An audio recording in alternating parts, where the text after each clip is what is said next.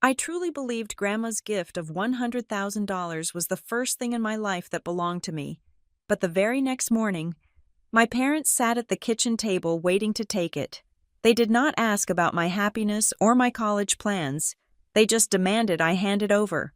When I refused, their expressions shifted instantly from parents to predators. I left in the dark, having no idea they were just getting started. My name is Lila Nelson, and at 4 in the morning, the sound of a zipper closing feels louder than a gunshot. I froze, my hand gripping the cold metal slider of my duffel bag, my eyes darting to the crack of light beneath my bedroom door. The hallway remained dark. The floorboards outside did not creak.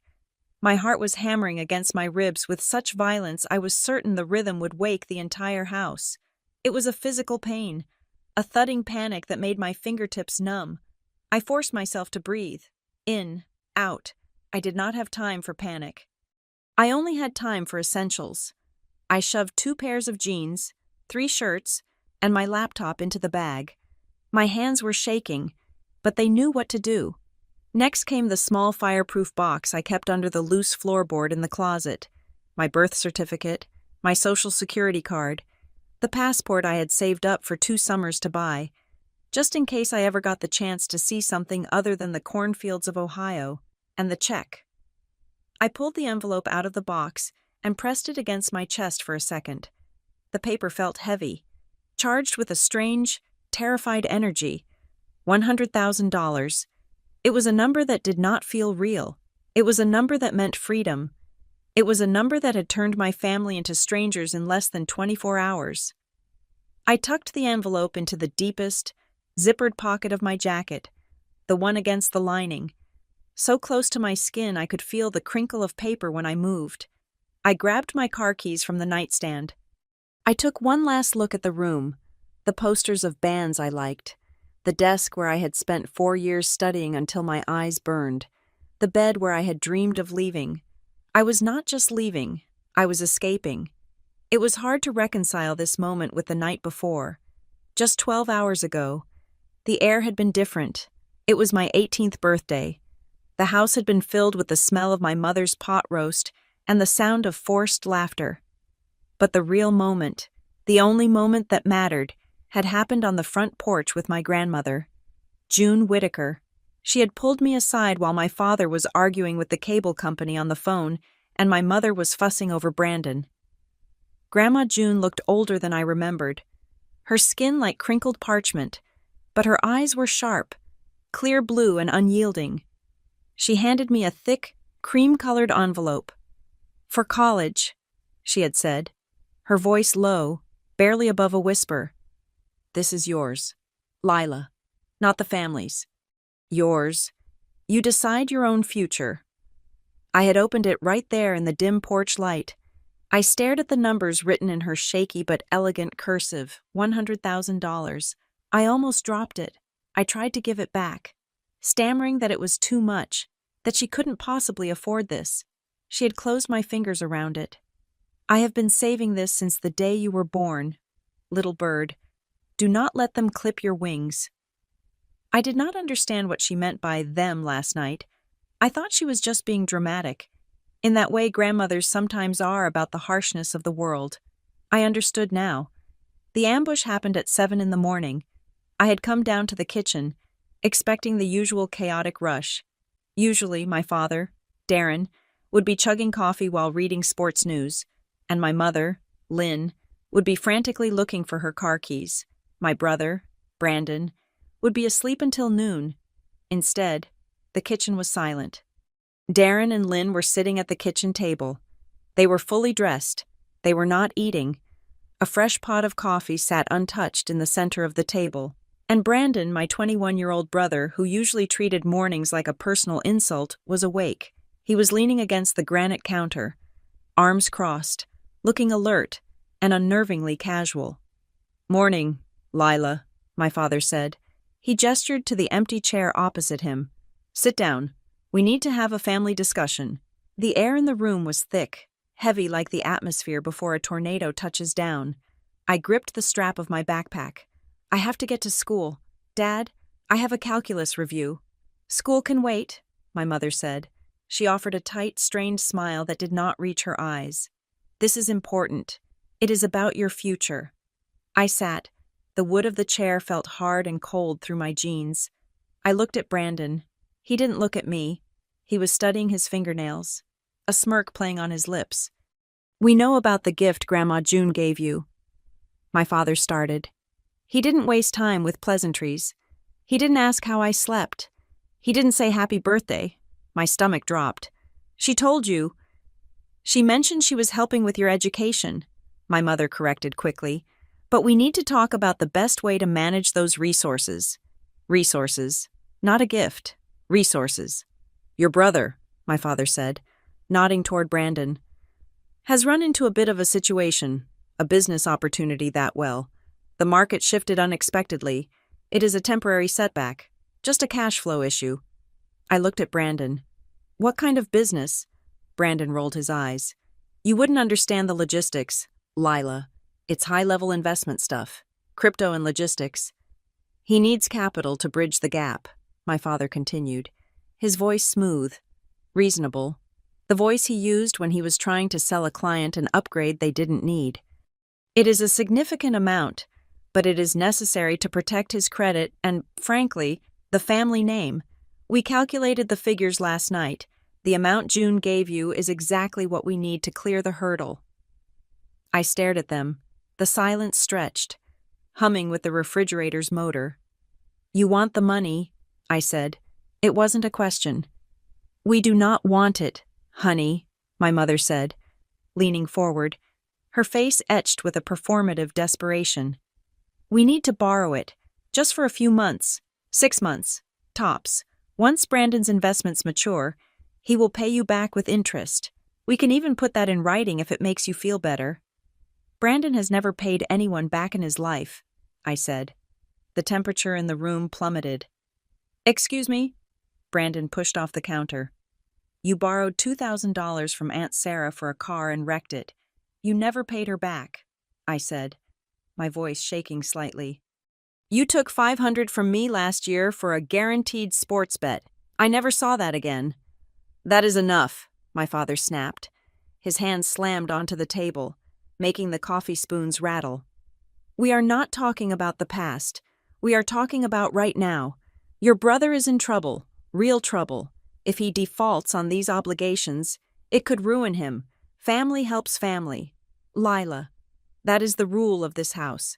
I need that money for college, I said. Grandma gave it to me for tuition, for room and board. If I give it to Brandon, I can't go to state. I can't go anywhere. You can take a gap year, my mother suggested, her tone pleading but her eyes hard. Or you can go to community college for the first 2 years. There is no shame in that. It is smart financially. Why spend all that money on a fancy dorm room when your brother's livelihood is at stake? It is not my money to give, I said, gripping the edge of the table. Grandma said, Grandma is old. My father shouted. He stood up, looming over the table. She doesn't understand how the modern economy works. She doesn't understand that if Brandon goes down, it affects all of us. Do you think we can support you if we are bailing him out of legal trouble? This is selfish, Lila. Incredibly selfish. Selfish, I whispered. It was a gift to me. And you are our daughter. My mother cried out. We raised you. We fed you. We drove you to soccer practice and piano lessons. We have sacrificed everything for you kids. And now, the one time we ask for something, the one time we need you to step up and be a part of this family, you hoard money like a dragon. Where is your honor? Where is your gratitude? They were coming at me from all sides. The guilt, the obligation, the sheer volume of their entitlement. It was designed to break me down. It was a script they had rehearsed. I looked at Brandon again. He wasn't scared. He looked bored. He knew, somehow, that they would get the money for him. He always got what he wanted. No, I said. My father froze. What did you say? No, I said, louder this time, though my insides were turning to water. I am not giving you the money. I am depositing it today, and I am paying my tuition for the fall. It is not happening. My father stared at me for a long, terrifying second. Then, slowly, his face changed. The mask of the concerned parent dropped away, revealing something cold and ugly beneath. He didn't look like my dad anymore. He looked like a man looking at a broken appliance. "If you walk out that door with that check," he said, his voice dropping to a dangerous, quiet register, "do not bother coming back. You understand me. If you choose that money over your blood, you are not my daughter. You are on your own. No insurance, no phone plan, no roof, nothing." "Darren," my mother said softly, but she didn't stop him. She looked at me, waiting for me to fold. "And do not think you can just hide it," my father said. He reached down to the empty chair beside him and picked up a manila folder I hadn't noticed before. He slid it across the table toward me. I looked down. It was a document from the bank, a transfer of funds authorization form, and next to it, a power of attorney document, granting Darren Nelson full control over the finances of Lila Nelson. My name was already typed in. The account numbers were filled out. The date was printed at the top. Yesterday's date. I felt the blood drain from my face. They hadn't just decided to ask me this morning. They had typed this up yesterday, while I was blowing out candles on my cake, while I was opening presents, while I was laughing at their jokes. They had already printed the paperwork to strip me clean. They knew Grandma was giving me something, maybe not the exact amount, but they knew she was giving me a nest egg, and they had prepared the legal trap to steal it before I even knew I had it. This wasn't desperation. This was a heist. I looked up at them. My mother refused to meet my eyes. My father stared me down, daring me to challenge him. Brandon checked his watch. Something inside me snapped. Not a loud snap, but a quiet, final severance. The tether that bound me to this table, to these people, to this house, simply dissolved. If I signed those papers, I would never leave this town. I would work at the local diner, living in my childhood bedroom, watching Brandon burn through my future on crypto and logistics until there was nothing left but ash. I would be trapped here forever, resentful and broke, while they told me I was a good daughter for lighting myself on fire to keep them warm. "I need to think about it," I said. My voice sounded strange to my own ears, hollow, detached. My father relaxed. He thought he had won. He thought the threat of expulsion had terrified me into submission. He tapped the paper with his index finger. "You have until 5 this afternoon," he said. "When I get home from work, we go to the bank together. We do this as a family." "Okay," I said. "Okay." I stood up. I walked out of the kitchen. I felt their eyes on my back, heavy and expectant. "Don't do anything stupid, Lila," Brandon called after me, his voice light, almost mocking. I didn't answer. Now, standing in the dark of my bedroom at 4 a.m, I zipped the bag shut. I was not doing anything stupid. For the first time in my life, I was doing something smart. I grabbed my car keys. I didn't leave a note. Notes were for people who expected to be understood, and I knew now that I would never be understood in this house. I was just an asset to be liquidated. I crept down the stairs, stepping on the edges where the wood was supported by the beams, just like I used to do when I was sneaking down for a glass of water as a kid. The house smelled of stale coffee and that distinct, cloying floral air freshener my mother loved. It smelled like a lie. I reached the back door. I unlocked it, the deadbolt sliding back with a soft clack that sounded like thunder. I paused, waiting for a shout, for footsteps, for my father to burst out of the shadows. Nothing, just the silence of the house that was no longer a home. I stepped out into the cool, pre-dawn air. The driveway was dark. My beat-up sedan sat there, covered in a thin layer of dew. I opened the door and threw my bag onto the passenger seat. I got in and closed the door as gently as I could, but the latch still clicked. I inserted the key into the ignition. I didn't turn it yet. I looked back at the house. The windows were dark, lifeless eyes staring back at me.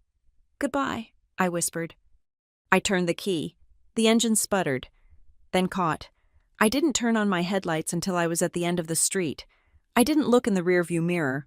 I just drove, the envelope burning against my chest. driving toward the sunrise and away from the only life I had ever known.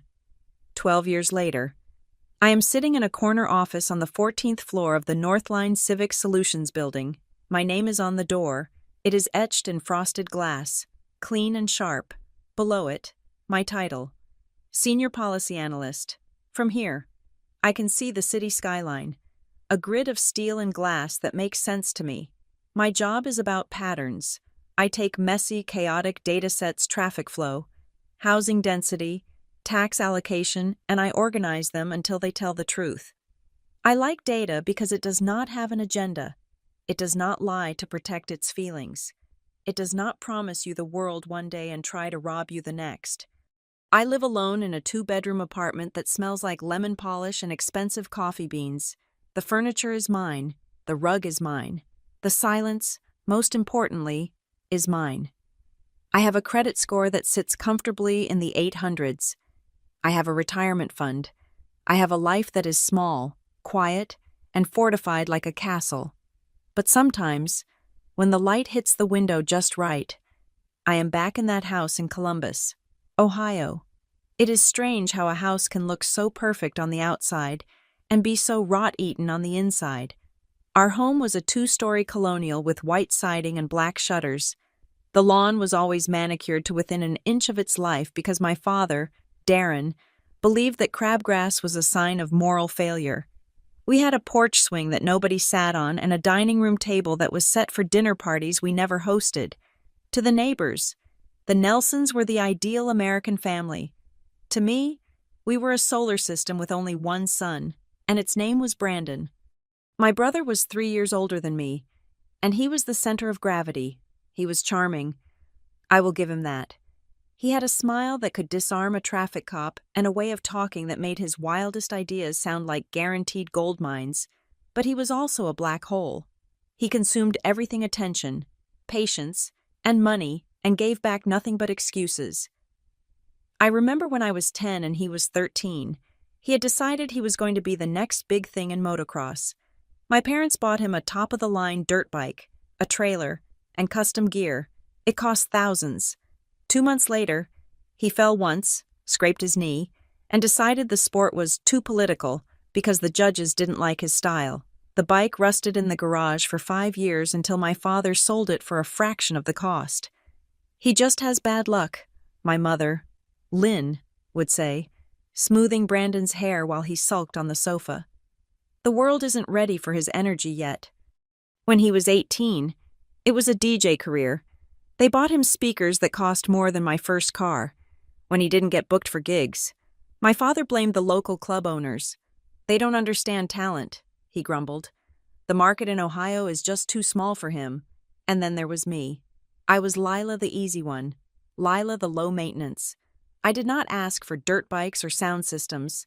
I asked for library books. I wore my clothes until the seams frayed. And when I needed new ones, I shopped the clearance rack at Target without being told. I learned early on that the best way to survive in the Nelson house was to be invisible. If I didn't need anything, I couldn't be disappointed when I didn't get it. My parents loved to praise me for this, but their praise always felt like a backhanded slap. Lila is so strong, they would tell their friends at church barbecues. We never have to worry about her. She just handles things. You are so resilient, my mother would say when she forgot to pick me up from band practice for the 3rd time in a month because Brandon had a crisis with his girlfriend. You know how to take care of yourself. I grew to hate the word strong. In my family, being strong did not mean you were respected. It meant you were a beast of burden. It meant you could carry the emotional weight they didn't want to deal with.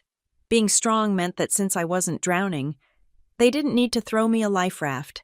They could save all the life rafts for Brandon, who was constantly poking holes in his own boat. The only place I didn't feel like a utility was at Grandma June's house. She lived in a small town in Maine, in a house that sat so close to the lake you could hear the water lapping against the rocks from the guest bedroom. It was a 6-hour drive and a world away from the suffocating pressure of Columbus. Her house smelled of old wood, cinnamon, and the heavy, sweet scent of the fruitcakes she baked and shipped all over the country. Grandma June was the only person who looked at me and saw a child. not a self-sufficient robot. She never told me I was strong. Instead, she would ask me, "Are you tired, Lila?" Or, "Do you need help with that?" I remember sitting on her back porch the summer I turned 16. I was shelling peas for dinner, the metal bowl cold against my knees. Grandma was rocking in her wicker chair, watching a loon dive into the dark water. "Your father called," she said, her voice dry. "He says Brandon needs a lawyer for that traffic incident." "I know," I said, focusing on the peas. "Mom says the cop had a quota to fill," Grandma snorted. It was a very unladylike sound. "Your mother has been making excuses for that boy since he was in diapers. They are crippling him, Lila. They are cutting his hamstrings and telling him he is flying." She stopped rocking and looked at me. "And they are using you as the crutch." I didn't say anything. I didn't have to. She saw it. "I am putting money aside," she said suddenly. "Not for the family, for you. When you turn 18, you don't have to do that, Grandma." "I know I don't have to. That is why I am doing it. Money is a tool, Lila. In the right hands, it is a foundation. In the wrong hands, it is a weapon. I want you to have a choice. That is all money really is. It is the ability to say no." Choice. That word became my obsession. Back in Ohio, I started planning. I didn't want to be a motocross star or a famous DJ. I wanted stability. I wanted to understand how systems worked so I could never be trapped in one again. I researched the data and policy program at the state university. It wasn't an Ivy League dream. It was practical. It was solid. I found a path where I could do 2 years of aggressive coursework, take summer internships, and graduate with a job waiting for me. I calculated the tuition, the room and board, the cost of textbooks. I built a future in my head, brick by brick. But as my 18th birthday approached, the atmosphere in my house shifted. It was subtle, like the drop in pressure before a storm. Brandon had been working on a new venture for months. He called it an import-export logistics firm, which mostly seemed to involve him making frantic phone calls in the garage and receiving packages he wouldn't let anyone open. My parents were tense. They whispered in the kitchen late at night, and then the questions started. 2 days after my birthday, the day before the confrontation in the kitchen, my mother came into my room while I was doing homework. She had a basket of laundry, but she didn't leave right away. She hovered. "So," she said, her voice casually high-pitched, "I was looking at the bank paperwork for the joint account we opened when you were 16. We should probably update the security settings now that you are an adult." "I can do it online, Mom," I said, not looking up from my textbook. "Oh, I know. But I was just wondering, what did you put as the answer for Mother's maiden name? Did you use Miller? Or did you use Whitaker?" I paused. "Whitaker, obviously. Right. And the name of your first pet, was it Buster?" "It was Patches." "Mom, you know that. Why are you asking?" She laughed. A brittle, nervous sound. "Just checking. I wanted to make sure everything was streamlined. You know how banks are. They lock you out for the smallest thing." She lingered for another moment. "And have you decided on the final list of colleges yet? The ones with the deposit deadlines coming up?" "I have a spreadsheet," I said. "I am handling it." "You always do," she said. She reached out and squeezed my shoulder. Her hand felt clammy. "You are such a rock, Lila. I don't know what we would do without you." At the time, I thought she was just being her usual hovering self. I thought she was anxious about me leaving the nest. I was so naive. She wasn't asking because she cared about my education. She was asking because she was data mining me. She was collecting the answers to security questions. She was verifying the timeline of when tuition deposits were due, so she knew exactly how much liquidity I would need and how much they could intercept. They looked at me, their strong daughter, and they didn't see a person with dreams. They saw a piggy bank that was about to be full. I realized later, much later, that the compliment, "You are so strong," is the most dangerous lie a parent can tell a child they intend to exploit. Because if you are strong, you don't have needs. If you are strong, you don't feel pain. And if you are strong, you can survive being cannibalized by the people who are supposed to protect you. Grandma June was right. They were crippling Brandon with kindness, but they were preparing to slaughter me with expectations. That night, lying in bed, I had stared at the ceiling, thinking about the envelope Grandma had given me, $100,000. It felt like a magic spell, but as I listened to the murmurs of my parents arguing downstairs, words like deadline, investor, and collateral floating up the vents, I started to feel a creeping dread. They knew. I didn't know how they knew, but the way my mother looked at me, the way my father avoided my eyes at dinner, they knew resources had entered the ecosystem, and in the Nelson ecosystem, all resources flowed to Brandon. I fell asleep clutching the pillow, telling myself I was being paranoid. I told myself that my parents were flawed. Yes, and they favored Brandon. Yes, but they wouldn't actually steal from me. They wouldn't jeopardize my entire future just to patch up another one of Brandon's holes. I was wrong. I woke up the next morning, and the strong daughter died at that kitchen table.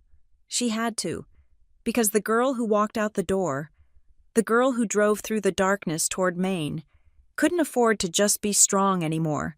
She had to be ruthless. The hours following the confrontation in the kitchen did not bring silence. They brought a terrifying, calculated performance of normalcy. When I returned from school that afternoon, dreading the noise of a fight, I was met with the smell of melted cheese and roasted garlic. My mother was at the stove, humming. She had made her signature lasagna, the one with the expensive ricotta she usually saved for Christmas, or when the pastor came to visit. The table was set, not just with plates and napkins, but with the good silverware and the heavy crystal glasses. It was a trap. "Wash up, honey," she said when she saw me, her voice syrupy sweet. "Dinner is almost ready. We made your favorite." I stood in the doorway, my backpack heavy on my shoulders. The transition from the morning's threats to this domestic perfection was jarring. It was designed to make me feel crazy. It was designed to make me question if the morning had even happened, or if I had just imagined the cruelty in my father's eyes. We sat down. My father served me a massive portion. Brandon poured me a glass of iced tea. "We were thinking," my father said, cutting into his lasagna with surgical precision. "We came on too strong this morning. We were stressed. We apologize." He looked at me, waiting. This was the part where I was supposed to apologize too. I was supposed to say, "No, I was selfish. Take the money." I didn't say it. I just took a bite of the food. It tasted like ash. "We just want you to understand the opportunity here," my mother added, refilling my water glass before it was even empty. "It is not just about saving Brandon. It is about investing in the family. If this business takes off, we could pay for your college 10 times over. We could buy you a car, a brand new one, not that old thing you drive." They were bargaining. They had realized that threats worked on fear, but greed worked on hope. They were trying to buy my $100,000 with the promise of a hypothetical future fortune. "I am not interested in a new car," I said quietly. "I am interested in my degree." Brandon sighed, a loud, theatrical exhalation. He leaned back, giving me a look of pity. "You are so small-minded. Lila, you think small. That is your problem. Grandma June put that small-town mentality in your head. You have a chance to be part of an empire here, and you are worried about textbooks." Later that evening, the strategy shifted again. I was in my room, staring at my computer screen but not seeing it. When Brandon knocked, he didn't wait for an answer. He walked in and sat on the edge of my bed. He looked different now, less arrogant, more frayed. His leg was bouncing up and down. "Look," he said, lowering his voice. "Dad and Mom are intense. I get it. But Lila, I really need this. Just as a loan. A bridge loan. For what?" "Exactly." I turned my chair to face him. "I told you. Logistics. Supply chain management via crypto assets. That is just a string of buzzwords. Brandon," I said, "if this is a legitimate business, show me the plan. Show me the PL statement. Show me the incorporation papers. Show me the debt you are trying to cover." His face darkened. "Why do you have to be so difficult? Why can't you just trust your brother?" "Because you owe Aunt Sarah $2,000. Because you stole my birthday money when I was 12.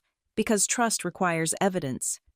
I am trying to protect you," he hissed, standing up suddenly. "You think you are so smart with your grades and your little plans? You don't know how the real world works. Sometimes you have to move money around to make things happen." "Show me the paperwork," I repeated.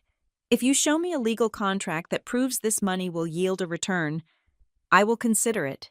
He stared at me, his jaw working. For a second, I thought he might hit me, but then he sneered. "You are just like the banks, heartless." He stormed out. 10 minutes later, the shouting started downstairs. But it wasn't at Brandon, it was about me. "She doesn't trust us," I heard my father yell. "After everything we have done, she demands paperwork like we are strangers." Then came the phone calls. My parents did not keep this internal. They weaponized the family tree. They called my aunts, my uncles, and even my cousins. I don't know exactly what they said, but I can guess based on the messages that started flooding my phone. Ding. A text from Aunt Linda. "Your mother is crying her eyes out. I can't believe you would be so cold to your own brother. Money changes people, but I didn't think it would change you this fast." Ding. A message from my cousin Mark Hay. "Heard you're holding out on the family. Not cool. Lila. Brandon says he can triple that money in a month. Don't be an idiot." Ding. A voicemail from Uncle Ted Lila. "Honey, give your dad a break. He's under a lot of pressure. Don't let a check ruin your relationship with God's greatest gift, which is family." I sat on my floor, knees pulled to my chest, watching the notifications stack up. They were isolating me. They were painting a picture of a greedy, ungrateful daughter who had been corrupted by an out-of-touch grandmother. While they were the virtuous victims trying to hold the unit together, I felt like I was in a glass box, screaming, but no one could hear me. The gaslighting was so absolute that I actually checked my bank app just to make sure I wasn't the one who was crazy. The next afternoon, they played their ace. I came home to find a stranger in the living room, Mr. Henderson. He was a family counselor who attended our church. He wasn't a licensed therapist. He was a man who believed that the father was the captain of the ship, and the children were the crew who should never mutiny. "Lila," my mother said, gesturing to the sofa. "We asked Mr. Henderson to come over to help mediate this misunderstanding." I sat down. I had no choice. Mr. Henderson smiled a benevolent, condescending smile. "Lila, your parents are very worried about your spiritual health. They feel you are placing material wealth above the commandment to honor thy father and mother." "I am 18, I said, my voice tight. "The money was a gift for my education. They want to take it to pay for Brandon's gambling debts or whatever scheme he is running." "We do not use that word," my father snapped. "It is an investment." Mr. Henderson held up a hand. "Lila, look at it this way. Your parents have invested 18 years in you. Does the Bible not say to share one's blessings? Is it not selfish to hoard abundance when your own flesh and blood is suffering? Is it not stealing to take what doesn't belong to you?" I asked. Mr. Henderson's smile faltered. "Disobedience is a slippery slope, young lady. Today it is money. Tomorrow it is your soul. Do you want to be right, or do you want to be in a family?" I looked at the three of them, my parents nodding along. Mr. Henderson looking pious. They didn't want mediation. They wanted submission. They wanted me to agree that I was the villain, so they could feel good about robbing me. "I have homework," I said, standing up. "If you walk away," my father said, his voice low and dangerous, "you are proving us right. You are proving that you don't care about anyone but yourself." I walked away, but as I climbed the stairs, I felt the heavy, suffocating blanket of guilt they were trying to weave around me. It was exhausting. It made me want to give up just to make the noise stop. That night was the breaking point. I went to the library to study, or rather, to hide, and stayed until closing. When I got home, the house was dark. I went up to my room and turned on the light. My stomach dropped. My room was subtle, but it was wrong. The drawers of my dresser were not fully closed. My bookshelf had been shifted. The loose floorboard in the closet, the one where I used to hide the box, had been pried up and poorly replaced. The wood was scratched. They had searched my room. They hadn't just asked. They had hunted, while I was being lectured by Mr. Henderson about morality, or perhaps while I was at the library. They had torn my sanctuary apart looking for the check or the cash or whatever they thought I had. I felt a violation so deep it made me nauseous. This wasn't my room anymore. It was just a holding cell where they kept me until they could extract what they wanted. I stood there, shaking, realizing that if I hadn't kept the check in my jacket pocket, if I hadn't kept it against my body every second of every day, it would be gone. They would have taken it, forged my signature, and gaslit me into believing I had lost it. I turned off the light and sat on the floor, afraid to even get into bed. Around 2 a.m, I heard footsteps downstairs. The kitchen. My room was directly above it, and the vent carried sound like a microphone. She still has it on her. My father's voice. He sounded tired and angry. I went through the mattress. Nothing. We are running out of time. Darren, my mother whispered. She sounded frantic. You know what day it is? I know, Brandon's voice cut in. It wasn't the arrogant voice he used with me. It was high, terrified, trembling. I told them I would have the wire transfer by Friday. That is 48 hours. You shouldn't have promised the full amount, my father said. You should have stalled. They don't let you stall. Dad, Brandon sounded like he was crying. I promised them. I showed them the text from Grandma about the gift. I told them my sister was good for it. They are going to come for the collateral if I don't pay. What collateral? My mother asked. Me, Brandon choked out. The collateral is me. I sat frozen in the dark. The pieces slammed together. This wasn't about a bad investment. This wasn't about crypto. Brandon was in debt to loan sharks or someone equally dangerous. And the worst part, the part that made my blood run cold, was that he had promised them my money before I had even received it. He had shown them proof of my inheritance as his own credit line. They had been planning to sacrifice my future to save Brandon's skin for weeks. I wasn't a daughter to them. I was the bailout. I was the meat shield they were throwing in front of the wolves, so their golden boy could run away. If I stayed, they wouldn't stop at guilt trips. Desperate people do desperate things. If Brandon's safety was actually on the line, they would physically take the check. They would force my hand. They would do whatever it took. Because in their minds, my college degree was not worth as much as Brandon's life. I realized then that there was no conversation that could fix this. There was no logic that could win this argument. I stopped crying. The tears just dried up, replaced by a cold, hard clarity. I could not save them. If I gave them the money, Brandon would just owe someone else in 6 months. The black hole would never be filled. The only thing that would happen is that I would fall into it with him. I had to leave. Not tomorrow. Not after graduation. Now. I moved silently. I grabbed my duffel bag from under the bed. I didn't turn on the lamp. I packed by the light of the street lamp filtering through the blinds. Every movement was slow, deliberate. I was not a daughter running away from home. I was a refugee fleeing a war zone. I checked the pocket of my jacket one last time. The envelope was there, downstairs. The voices had stopped. They had gone to bed, resting up for another day of breaking me down. They thought they had time. They thought they had me trapped in the box. They were wrong. I waited until I heard the heavy, rhythmic snoring of my father from the master bedroom. Then, I picked up my bag. I didn't look back at the room where I had grown up. That room belonged to a girl who believed her parents loved her more than they loved their own delusions. That girl didn't live here anymore. The first thing I did was not drive to Maine. I drove to a bank.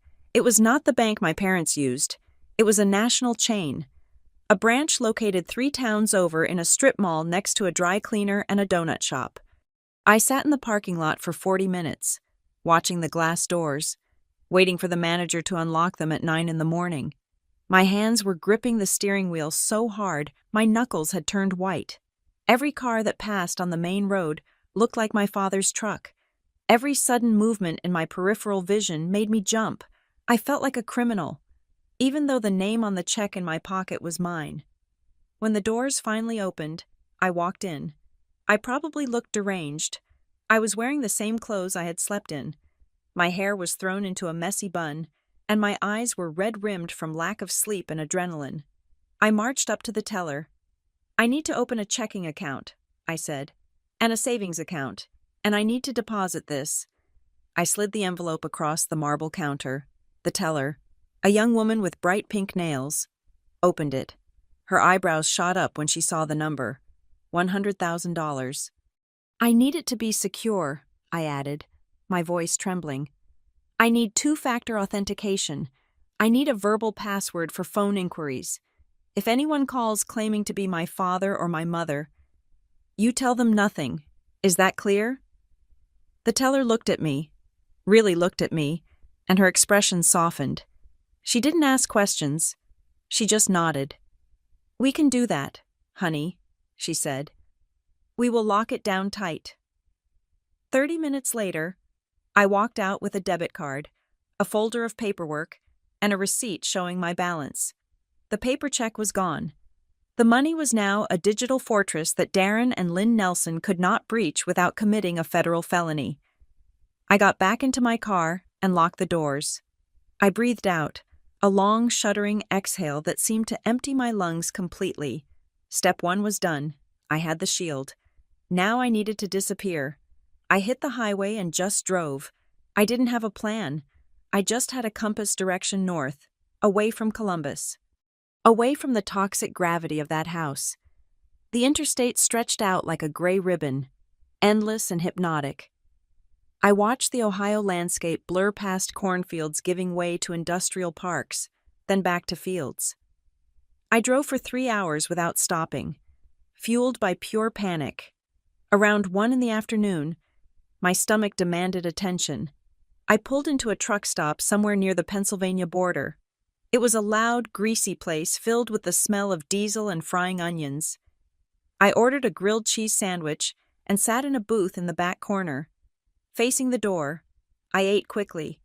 My eyes darting around the room, I felt exposed. I felt like a child playing dress-up in an adult's world. I was 18 years old. I had $100,000 in the bank, and I was homeless.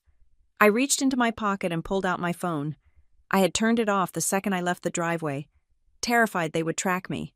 I held my finger over the power button. I knew I shouldn't do it. I knew it would be poison, but I had to know what they were doing.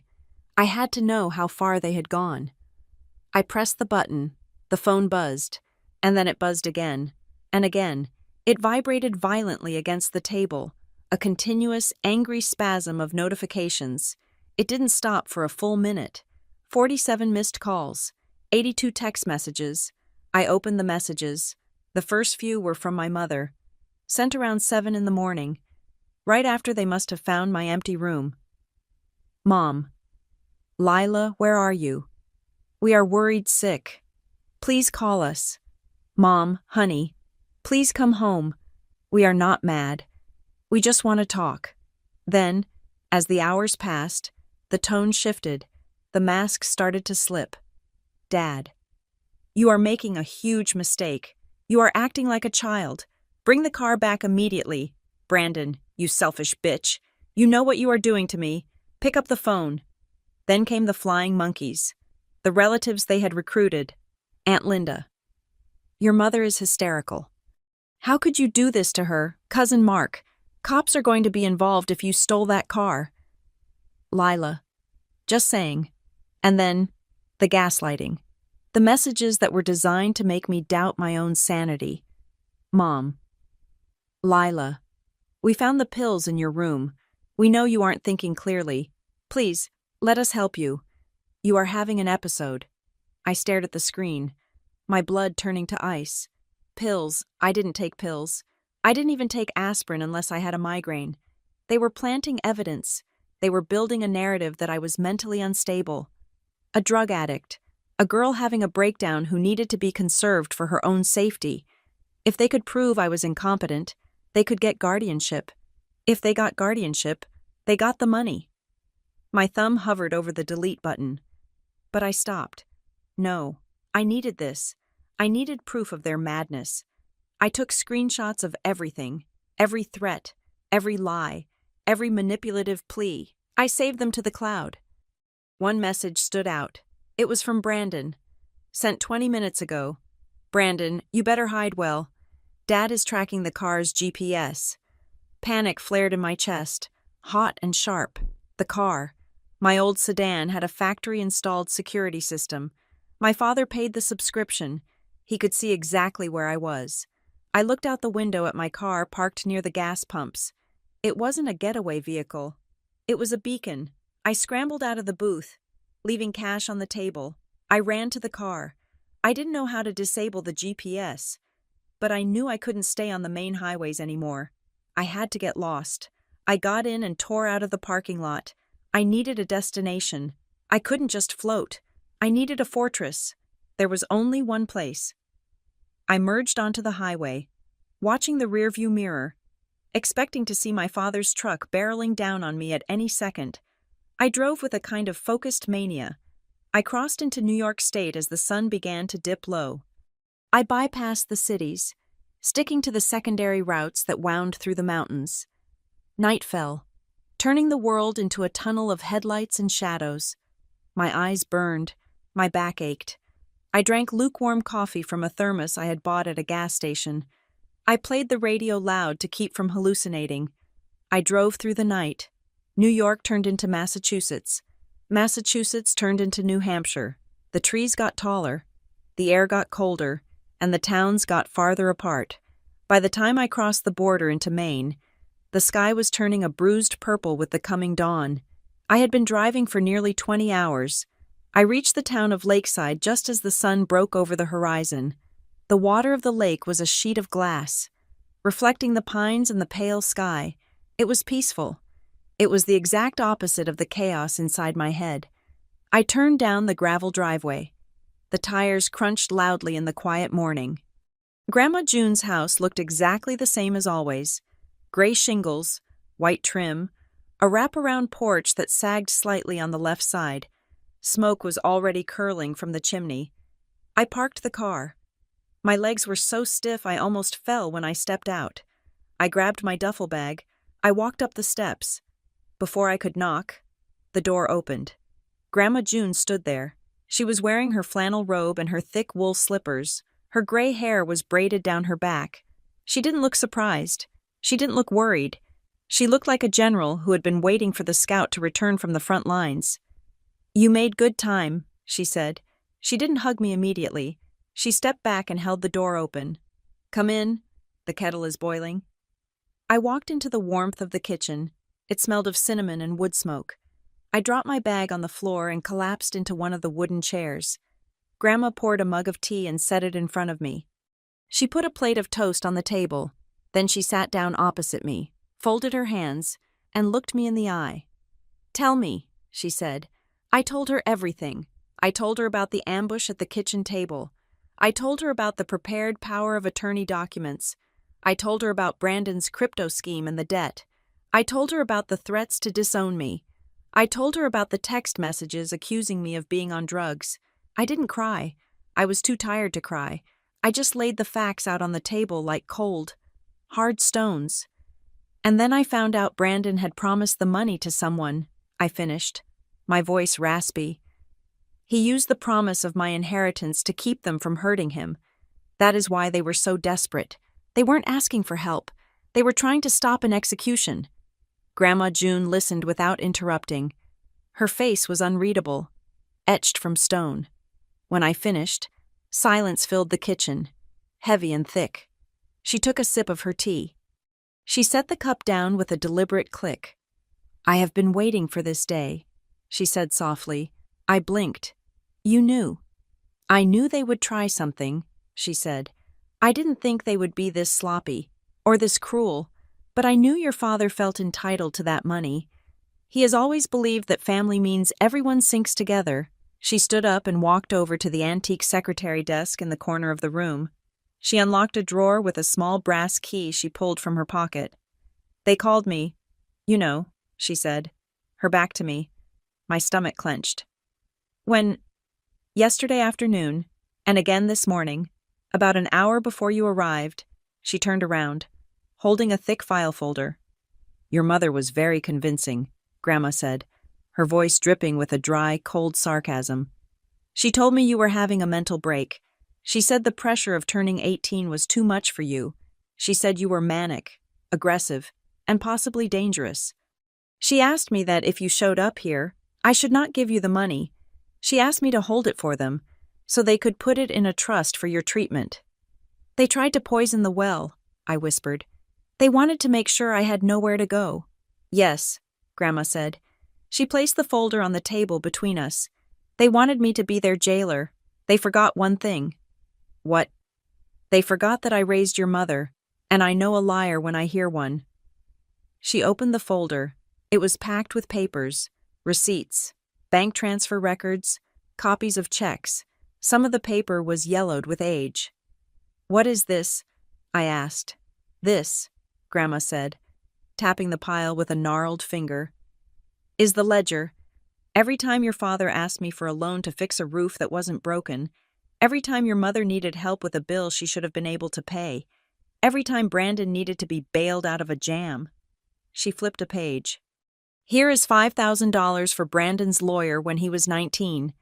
Here is $3,000 for the car repair. Here is $10,000 your father said was for a medical deductible that I later found out was for a timeshare. She looked at me, her blue eyes fierce. I kept records. Lila, I knew that one day they would try to paint me as the senile old woman and you as the ungrateful child. I knew we would need ammunition. She pushed the folder toward me. You are not a runaway, Lila. You are a refugee, and this house is not just a shelter. It is a fortress, and I have the cannons right here. I looked at the papers. It wasn't just a list of money. It was a history of exploitation. It was proof that I was the only one in the family who had never asked for a dime, and the only one they were willing to destroy for $1. They are tracking my car, I said. They are coming. Grandma June smiled. It was a terrifying smile. Let them come, she said. The tea is hot, and my lawyer lives down the street. They arrived 3 hours later. I was sitting on the porch swing, a blanket wrapped around my shoulders, watching the gravel driveway. Grandma June was inside, knitting in her armchair, but the front door was wide open. The heavy file folder lay on the coffee table like a loaded weapon. When my father's truck pulled in, crunching loudly over the stones, my heart did not race. It did the opposite. It slowed down into a heavy, cold thud. I felt a strange detachment, as if I were watching a play I had already read the script for. The doors opened. The performance began. My mother was the first out. She was not the woman who had been frantically texting me about pills and mental breakdowns an hour ago. She was the picture of maternal distress. Her face was crumpled, her hands clasped to her chest. Lila, she cried out, stumbling a little as she ran toward the steps. Oh, thank God. Thank God you are safe. My father followed. He walked with a stiff, military stride, his jaw set in a line of grim determination. He looked like a man arriving at a disaster site to take command. Brandon trailed behind them, hands shoved deep into the pockets of his hoodie, his eyes hidden behind sunglasses despite the overcast sky. I didn't stand up. I just watched them come. My father marched up the steps, bypassing me entirely to reach for the screen door handle. He didn't even look at me. He was heading straight for the house, treating my presence as a secured asset rather than a person. June, he called out, his voice booming. We are here to collect her. We need to handle this family matter privately. His hand touched the latch. Stop right there. Darren. Grandma June's voice was not loud, but it cut through the air like a whip crack. She appeared in the doorway, blocking the entrance. She was a foot shorter than my father, but in that moment, she looked 10 feet tall. My father paused, blinking. June, please. This is a crisis. Lila is not well. We need to get her things and get her in the car. You are not stepping foot inside this house, Grandma said. My house, my rules. If you want to talk, You talk out here, on the porch, where the neighbors can see you. This is ridiculous, my father snapped, his concerned parent mask slipping just a fraction. She is my daughter. She stole a vehicle. She is carrying a significant amount of money that does not belong to her. The car is registered in my name. Dad, I said from the swing. You pay the insurance, but the title is mine, and the money is in my name, too. My mother turned to me, tears streaming down her face. It was an impressive display. Lila, baby, please, you are confused. You are having an episode. We know you are scared. We just want to help you manage this burden. I am not confused. Mom, I said, and I am not having an episode. I am having a moment of clarity. You are being selfish. My mother's voice rose an octave, edging into hysteria.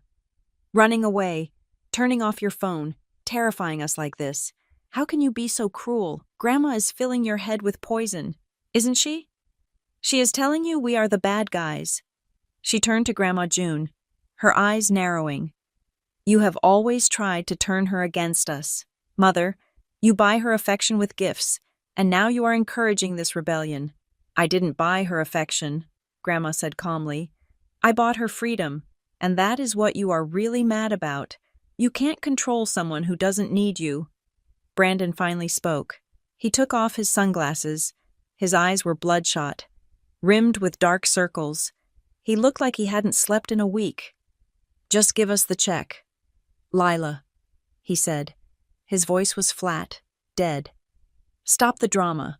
Just give it to Dad so we can fix this. And then you can go to your little college or whatever. Nobody cares. Fix what, Brandon?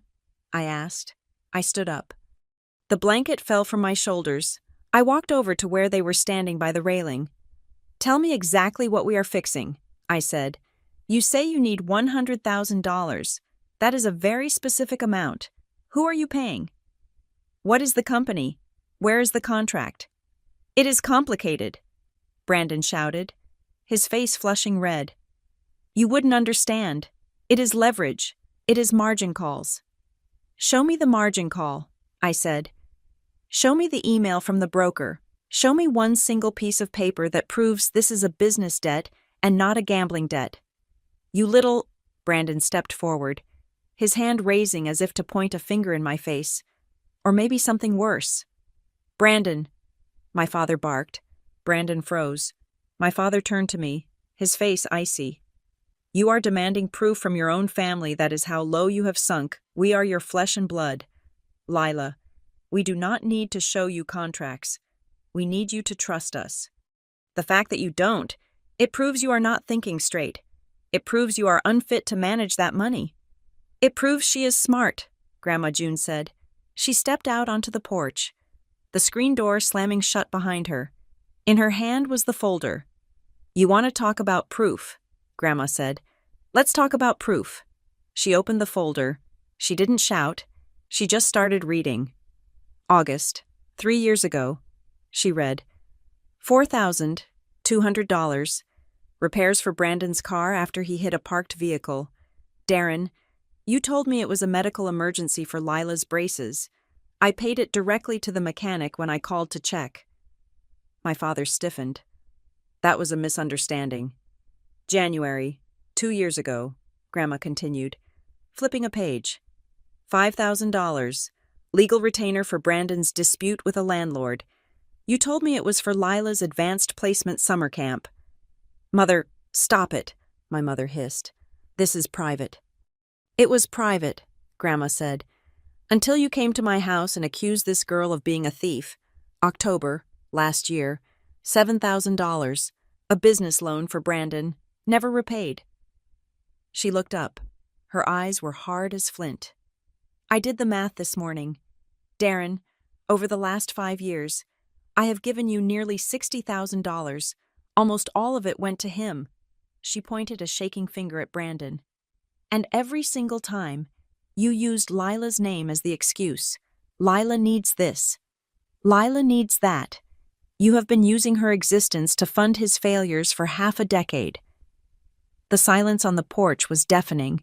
The wind rustled the pine trees, a soft, whispering sound that contrasted with the violence of the moment. My father's face had turned a mottled purple. "We did what we had to do to keep the family afloat. You have plenty of money. June, you never missed it." "It wasn't about the money," Grandma said. "It was about the lie." She reached into the back of the folder and pulled out a single sheet of paper. It was a printout of an email. "But this," she said, holding it up. "This is the one that breaks it." "What is that?"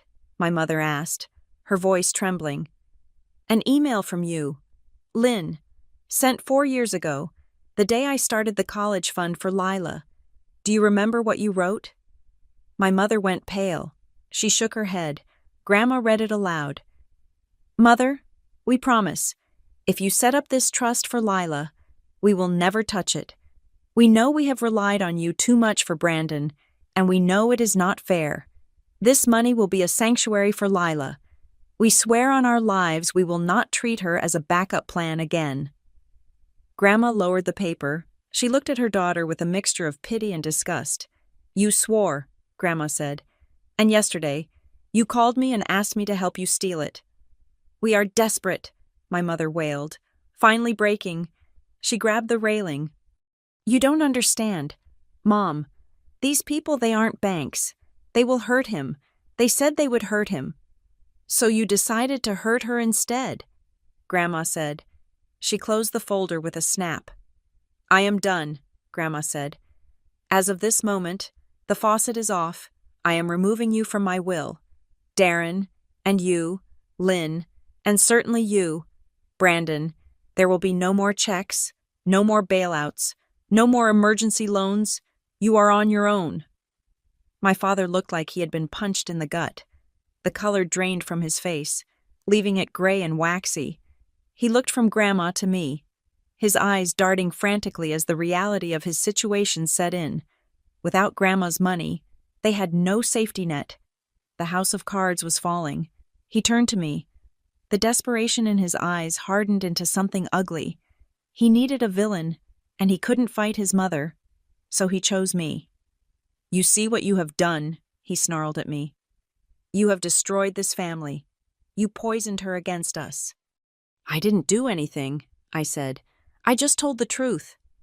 "You have a choice. Lila," my father said.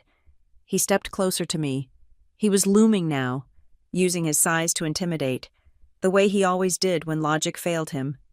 "You can stand there with that old woman and her money, or you can come home with your family. But if you stay on this porch, you are dead to us. I mean it. You don't call. You don't come for Christmas. You don't exist." My mother was sobbing into her hands. Brandon was staring at the floor, refusing to look at me. I looked at my father. I looked at the man who had raised me, the man who had taught me to ride a bike, the man who had also printed a power of attorney form to rob me on my 18th birthday. I realized then that I wasn't losing a family. I was losing a hostage situation. I took a deep breath. The air smelled of pine needles and lake water. It smelled clean. "I am not choosing the money, Dad," I said quietly. "Then get in the truck," he said, reaching for my arm. I took a step back, out of his reach. "I am choosing the truth," I said. "And the truth is, you don't want a daughter, you want a victim, and I quit." My father's hand dropped. He stared at me for a long, agonizing second. The hatred in his eyes was absolute. It was the look of a man who realizes his property has learned to speak. "Fine," he spat. "Have a nice life." He turned around and walked down the steps. "Lynn, Brandon, let's go." My mother looked at me one last time. Her eyes were pleading, but she didn't say a word. She turned and followed him. Brandon shambled after them, a ghost in his own life. They got into the truck. The engine roared to life. My father reversed violently, kicking up gravel, and then they were gone, disappearing down the driveway in a cloud of dust. I stood on the porch, my heart beating a slow, steady rhythm. "Are you okay?" Grandma June asked softly. I looked at the empty driveway. I felt a strange, hollow ache in my chest, but beneath it, there was something else, a lightness. The crushing weight that had been sitting on my shoulders for 18 years was gone. "No," I said, "but I will be." I thought it was over. I thought that by drawing the line, I had ended the war. I was wrong. I didn't know it yet. But as my father drove away, he wasn't thinking about how to pay the debt. He was thinking about how to make me pay for saying no. The money was gone, but his need for control was still very much alive. And a man like Darren Nelson does not lose gracefully. I thought the silence that followed my father's truck leaving the driveway was the end of the war. I thought I had won my freedom simply by standing my ground on the porch, but I was naive. I did not understand that for people like Darren and Lynn Nelson, losing control is not a defeat. It is an invitation to change tactics. They could not get the money. The bank account was locked. The password was a phrase only I knew, and the debit card was in my pocket. So, unable to steal my present, they decided to burn down my future. It started 3 days later. I was sitting at Grandma June's kitchen table, filling out the online housing forms for the state university. I felt lighter than I had in years. I was picking out a meal plan. I was looking at dorm layouts. I was allowing myself to imagine a version of September where I was just a student, not a financial host for a parasite. Then my phone rang. It was an unknown number with a local area code from back home. I almost didn't answer, thinking it was one of my aunts ready to deliver another sermon on gratitude. But the caller ID said, "State University Admissions Office." I picked it up, my heart doing a little nervous flutter. "Hello, this is Lila." "Ms. Nelson?" a woman's voice said. She sounded cool, professional, and slightly strained. "This is Ms. Albright from the admissions department. I am calling regarding your enrollment status for the fall semester." "Yes," I said, smiling. "I was just finishing the housing application." "Right," she said. There was a pause, the sound of typing in the background. "We received a rather concerning phone call this morning regarding your file. A request to put a hold on your enrollment due to undisclosed personal issues." My smile vanished. The kitchen suddenly felt very cold. "What kind of issues?" The caller identified themselves as a legal guardian. "Ms. Albright continued, they expressed concern that you are currently undergoing a severe mental health crisis and would not be fit to attend in the fall. They mentioned a potential leave of absence for rehabilitation." I gripped the phone so hard the plastic case creaked. "Who called you?" "It was a Mr. Darren Nelson. He cited safety concerns. He asked if we had a refund policy for tuition deposits in the event of a medical withdrawal." The room spun. They weren't just trying to stop me from going. They were trying to get the tuition money back. They were trying to cancel my life so they could recoup the deposit I had paid with my own savings from my summer job. "Ms. Albright," I said, my voice shaking but loud. "That man is my father, but he does not speak for me. I am 18 years old. I am not having a mental health crisis. I am escaping an abusive financial situation. If he calls again, you need to know that he is lying." There was a long silence on the other end. "I see," she said, her tone shifting from bureaucratic to cautious. "Well, Ms. Nelson, we take these allegations seriously, but we also respect student autonomy. However, this puts a flag on your file. We may need you to come in for an in-person meeting with the Dean of Students before classes start, just to verify your status." "I will be there," I said. "I will prove it." I hung up. My hands were trembling. I wasn't just angry. I was terrified. They knew exactly where to hit me. They knew that university was my escape hatch. So they were trying to weld it shut. They wanted me to be so damaged, so risky, that the world would reject me, leaving me with no choice but to crawl back to the safety of the nest. But that was only the first wave. The second wave arrived in the mail. Since I had forwarded my mail to Grandma June's address, a stack of envelopes arrived the next day. Most of it was junk, but 2 envelopes stood out. One was from a major credit card company. The other was from a financing corporation I didn't recognize. I opened the credit card letter first. "Dear Lila Nelson, welcome to your new Platinum Advantage card. Your credit limit of $5,000 is ready to use." I stared at the plastic card glued to the paper. I had never applied for a credit card. I didn't even know how to apply for a credit card. I ripped open the second envelope. It was a notice of approval for a consumer line of credit at an electronics superstore. The limit was $3,000. My stomach dropped to the floor. The dates on the applications were from last week, 2 days after my birthday. I ran to the living room where Grandma June was reading. "They are opening accounts in my name," I said, holding up the letters. "They are using my social security number." Grandma June set her book down. She didn't look shocked. She looked like a general who had just received intelligence on enemy troop movements. "Get your coat," she said. "Where are we going?" "To see Marisol Grant." Marisol Grant was a lawyer who operated out of a converted Victorian house on the edge of town. Her office didn't smell like leather and mahogany. It smelled of peppermint tea and printer ink. She was a sharp woman in her 50s with short, spiky hair and eyes that missed nothing. We sat in her office, the letters spread out on her desk. Grandma June sat silently, letting me handle it. "This is identity theft," Marisol said flatly. She didn't use legal jargon. She used facts. "It is a federal crime. If your parents used your information to open these lines of credit without your consent, they have committed fraud." "They will say I agreed to it," I said. Looking at the floor, I felt a deep, burning shame. It is a specific kind of humiliation to sit in a stranger's office and admit that the people who are supposed to protect you are actually scavenging your identity for scraps. "They will say I forgot. They will say we talked about it." "It does not matter what they say," Marisol said. She turned her computer monitor toward me. "We are going to pull your full credit report right now." She typed in my information. A few seconds later, a list populated the screen. I gasped. It wasn't just the credit card and the electronics store. There was an inquiry from a heavy equipment leasing company, a hard pull on my credit from a car dealership, and, most damning of all, a guarantor signature on a rental agreement for a commercial van. "What is this?" I pointed to the van lease. "It looks like someone used your credit profile to co-sign a lease," Marisol said. "The primary applicant is Brandon Nelson." The puzzle pieces clicked together with a sickening snap. Brandon's logistics business, he needed a van. He didn't have the credit to get one. So my parents had used my fresh, clean, 18-year-old credit history to soft guarantee the lease. They hadn't just wanted the cash. They wanted my name.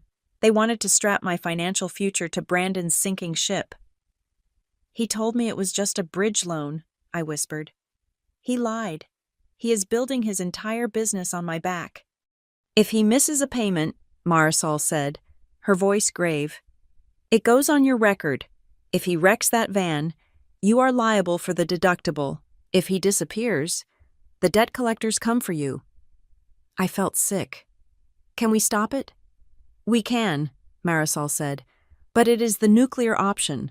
Lila, we have to file a police report for identity theft. We have to send fraud affidavits to every single one of these creditors.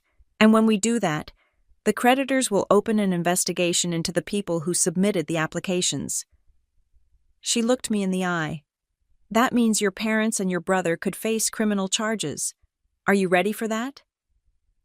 I thought about the call to the university. I thought about the mental health crisis lie.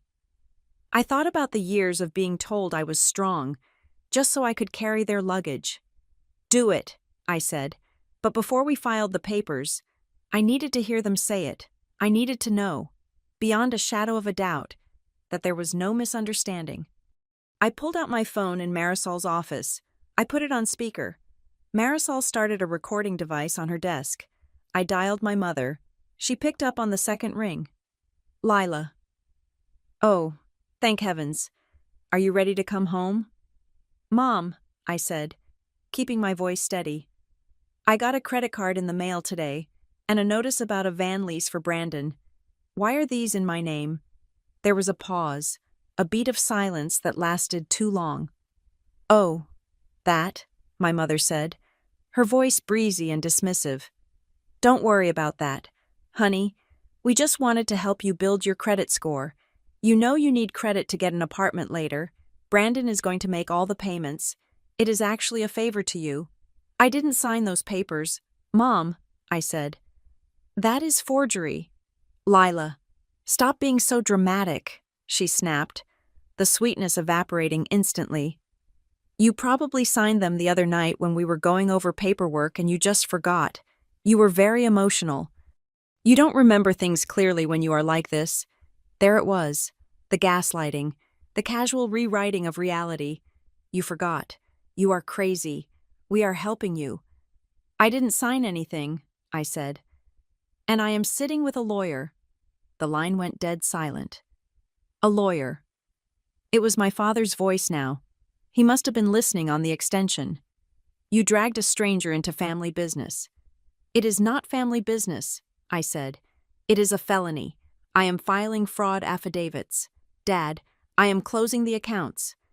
If you do that, my father growled, Brandon loses the van. His business collapses. You will bankrupt your brother. Brandon bankrupted himself, I said. I am just refusing to pay the bill. You ungrateful little... I hung up. I looked at Marisol. She nodded.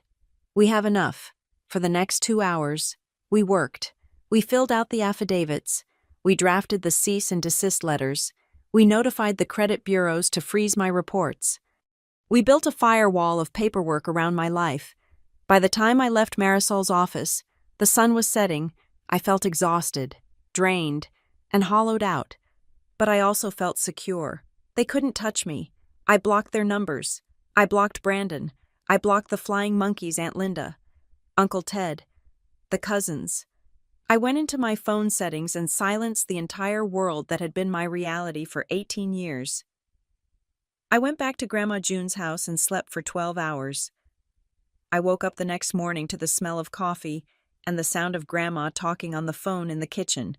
Her voice was low, angry. I walked in. She slammed the phone down into the cradle. She looked furious. Her hands were shaking. Who was that? I asked. Your Aunt Sarah. Grandma said. She thought she should warn me. Warn you about what? Grandma June sat down heavily. She looked at me, and for the first time, I saw fear in her eyes. Not fear for herself, but fear for me. They aren't stopping, Lila, she said. Since they can't get the money from you, and since you blocked their access to your credit, they are going for the source. What do you mean? Your father is filing a petition. Grandma said. He is claiming that I am mentally incompetent. He is claiming that I am senile, and that you are taking advantage of me. He is going to sue for guardianship of me. I stared at her. The audacity was breathtaking. They were accusing me of the very thing they were doing. They were projecting their own predation onto me. If they get guardianship of you, I started. If they get control of me, Grandma said, her voice hard. They get control of my assets. They get control of the house. And they can freeze the funds I gave you, arguing that I wasn't in my right mind when I wrote the check. It was a brilliant, evil chess move. They couldn't break my defense, so they were going to flank me. They were going to destroy the only person who had ever protected me. They want a war, Grandma said, standing up. The fear was gone from her eyes, replaced by a cold blue steel. They think because I am old, I will fold. They think because you are young, you will crack. She walked over to the cabinet and pulled out the file folder again. They are about to find out, she said, that the Nelson women do not break. But as I looked at her, I realized the cost of this victory. I wasn't just fighting for my college fund anymore. I was fighting for her dignity. And my parents were willing to burn her reputation to the ground just to get their hands on the cash they felt they were owed. The legal battle had begun, and it wasn't going to be polite. The geography of my life had to change. I could not go to the state university in Ohio, even with the holds on my file cleared and the mental health crisis lie debunked. The proximity was too dangerous. Ohio was their territory. Every cornfield and strip mall felt like it had eyes. So, I looked east. I enrolled in the University of New Hampshire. It was a solid state school, far enough away to require a plane ticket or a 10-hour drive, but close enough to Maine that I could reach Grandma June in an emergency. I didn't move into a dorm. Dorms were too public, too accessible. Instead, I found a studio apartment above a bakery in a town called Durham. It was tiny. The floorboards were warped. The radiator clanked like a dying engine, and the view was of a brick wall. But it was the most beautiful place I had ever seen, because the name on the lease was mine, and mine alone. My life settled into a rhythm of aggressive reconstruction. I was not just a student. I was a fortress manager. I went to the university registrar's office on my first day. I sat down with a startled administrator and set up a FERPA block, a federal privacy restriction that meant the university could not even confirm I was a student if someone called. I created a verbal password system. If the caller does not say the word blueberry, I told the woman behind the glass, you hang up. I don't care if they say they are the police, the hospital, or the Pope. If they don't have the word, they don't get through. She looked at me with a mix of confusion and pity, but she typed the note into my file. I did the same with my new bank. I did the same with my landlord. I built a moat around my existence, one password at a time. I needed income. Grandma June's gift covered tuition and the bulk of my rent, but I refused to drain it for daily expenses. That money was my seed corn. I wasn't going to eat it. I found a job as a junior analyst intern at a small firm called Redwood Civic Solutions. It was a quiet, sterile office where the hum of servers was louder than the people. I loved it. My boss was a woman named Sarah who spoke in spreadsheets. She didn't ask about my family. She didn't ask why I flinched when the office phone rang. She just asked me to clean up data sets on municipal water usage. You have an eye for patterns, Nelson, she told me one afternoon. You see the anomaly before the software does. I am used to looking for things that don't add up, I said. While my classmates were going to frat parties and complaining about early classes, I was spending my evenings fighting a war on paper. I had a file box on my desk labeled Cleanup.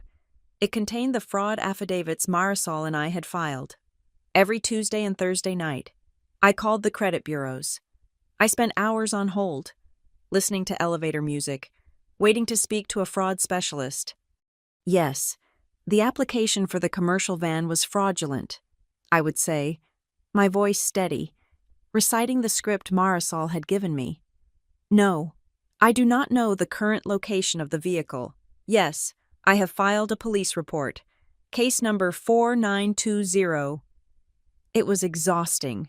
It was humiliating to explain to stranger after stranger that my own family had tried to mortgage my future, but slowly, the inquiries began to drop off my report. The van lease was severed from my name. The credit score crept back up. Grandma June stayed true to her word. She did not adopt me. She did not try to be my mother. I am not here to raise you, Lila, she told me during one of our Sunday calls. You are raised. I am here to back you. There is a difference. She paid the tuition directly to the school. She never sent cash to me. It was a protection mechanism. If my parents ever cornered me and demanded money, I could honestly say, I don't have it. Grandma pays the school directly. It was a relief not to hold the purse strings. But silence from Ohio did not mean peace. It just meant they were reloading. The call came 3 weeks into the semester. I was at work, staring at a spreadsheet, when my cell phone buzzed. It was a number I didn't recognize, but it had a New Hampshire area code. I thought it might be a classmate or a local delivery driver, so I answered. Hello? Lila? The voice was ragged, desperate. It was Brandon. My stomach contracted into a hard knot. How did you get this number? I used an app, he said, his voice rushing, words tumbling over each other. It masks the number. Look, don't hang up. Please, just listen. I am not calling for Dad. I am calling for me. I am at work, Brandon. I am in trouble, Lila. Real trouble. The guys, the ones I promised the money to, they are getting impatient. They took the van. The van you tried to lease in my name? I asked coldly.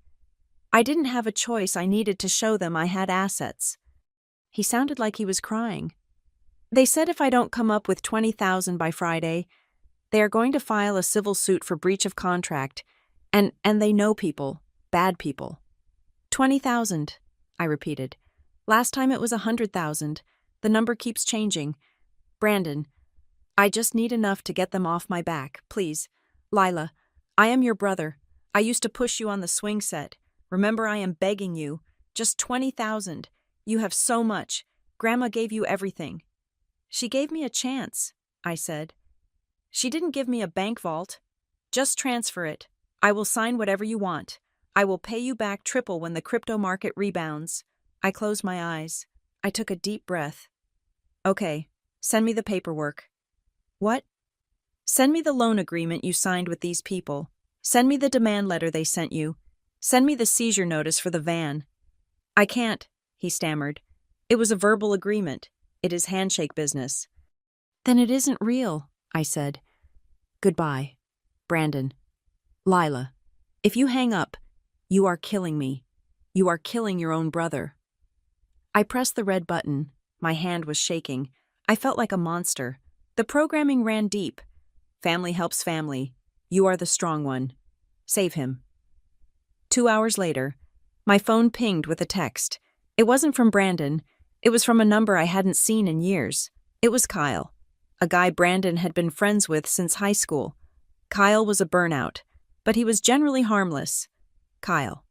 Hey Lila, Brandon has been telling everyone you left him to die.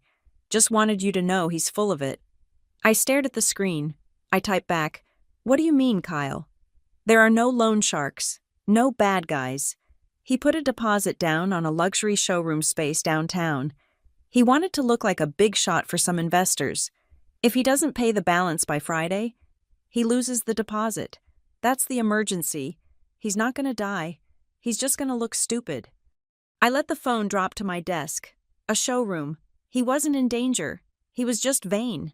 He had leveraged my credit, my future, and my sanity because he wanted to rent a fancy office to impress people who didn't care about him.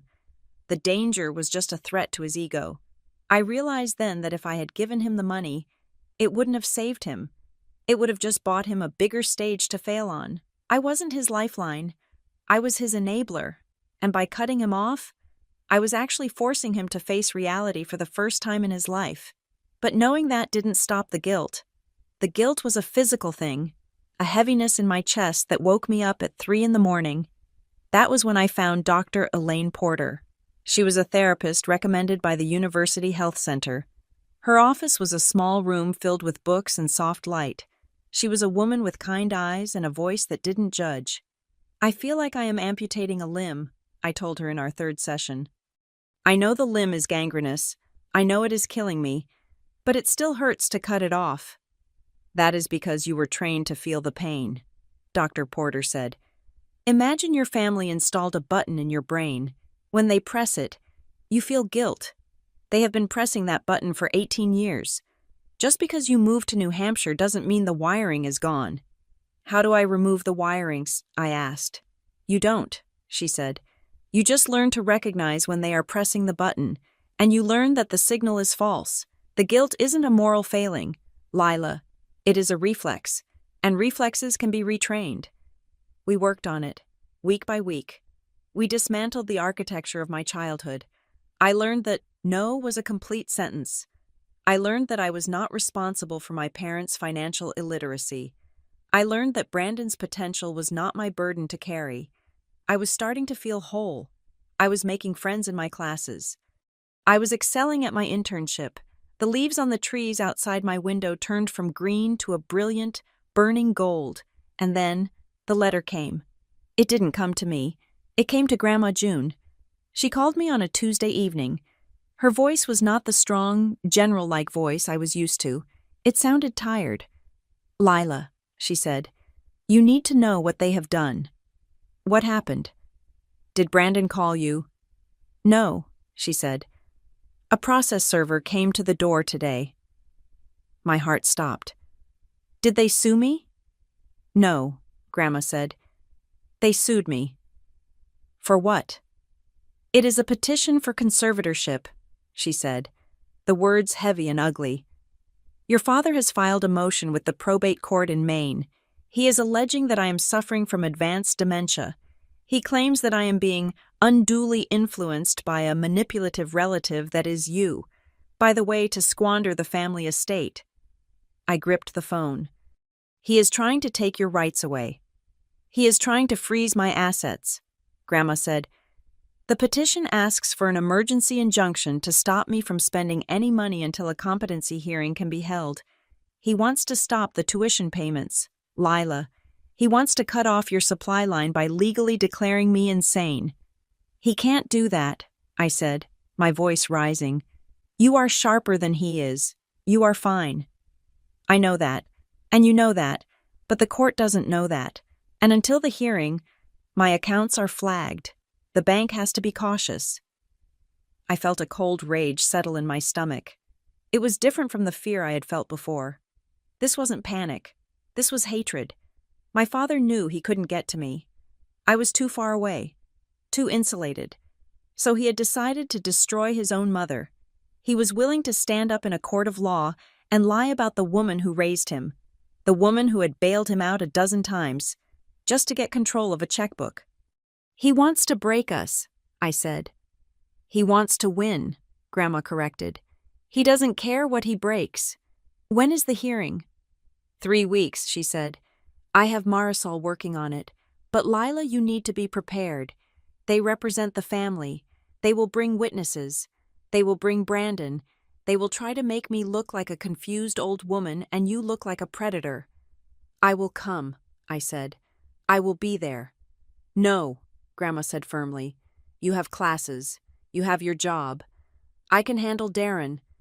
I am not coming to save you. Grandma, I said. I am coming to testify. I am the one with the text messages. I am the one with the recordings. I am the witness they are not expecting. There was a pause on the line. Then, I heard a small, sharp intake of breath. Okay, she said. Okay. I hung up the phone. I looked around my small, imperfect apartment. I looked at the textbooks on my desk. I looked at the schedule for my internship. I had spent months running away, building walls, hiding behind passwords. I had tried to build a new life by pretending the old one didn't exist. But you cannot build a house on top of a sinkhole. Eventually, you have to go down into the dark and fill it with concrete. My parents wanted a court battle fine. I wasn't the scared 18-year-old girl running away in the middle of the night anymore. I was a policy analyst. I was a survivor. And I had a file box full of evidence. I picked up my phone and dialed Marisol Grant's office.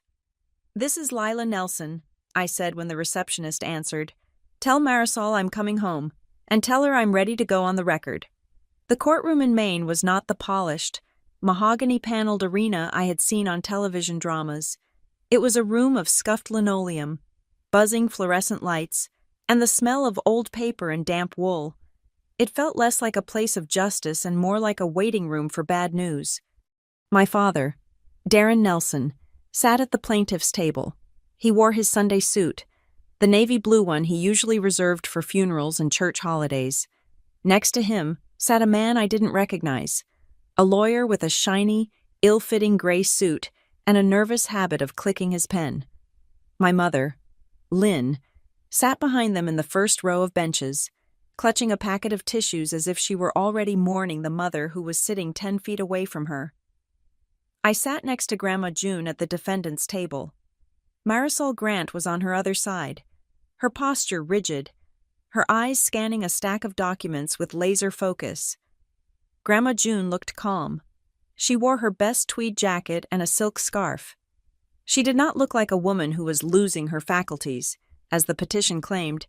She looked like a queen in exile. The petition itself was a work of fiction so audacious it bordered on satire. It claimed that June Whitaker was suffering from rapid cognitive decline, paranoia, and erratic financial behavior. It cited her sudden and inexplicable transfer of $100,000 to a vulnerable teenager as proof that she could no longer manage her own affairs.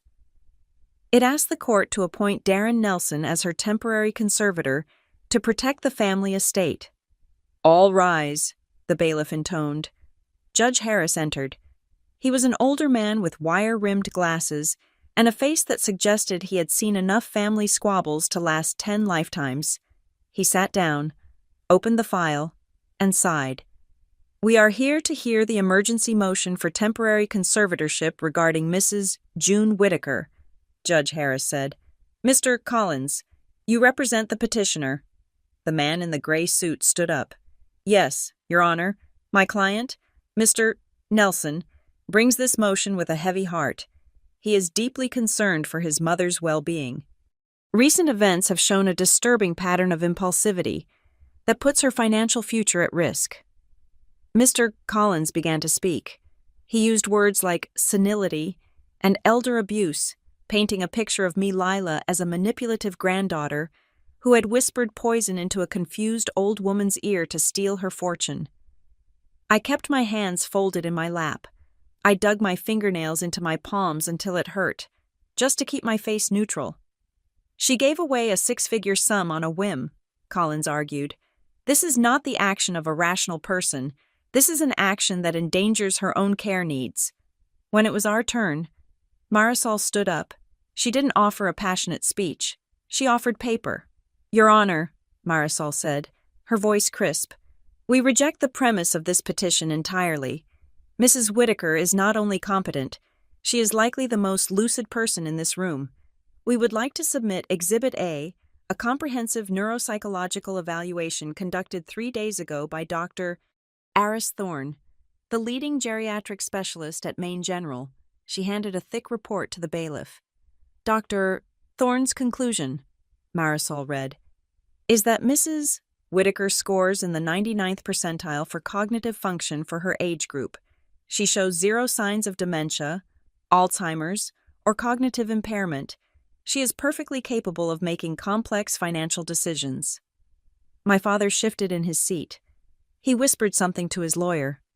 "Furthermore," Marisol continued, "we would like to address the claim of erratic financial behavior. The petitioner claims that the gift to Ms. Nelson was impulsive. We submit Exhibit B trust documents drafted 4 years ago." She held up another document.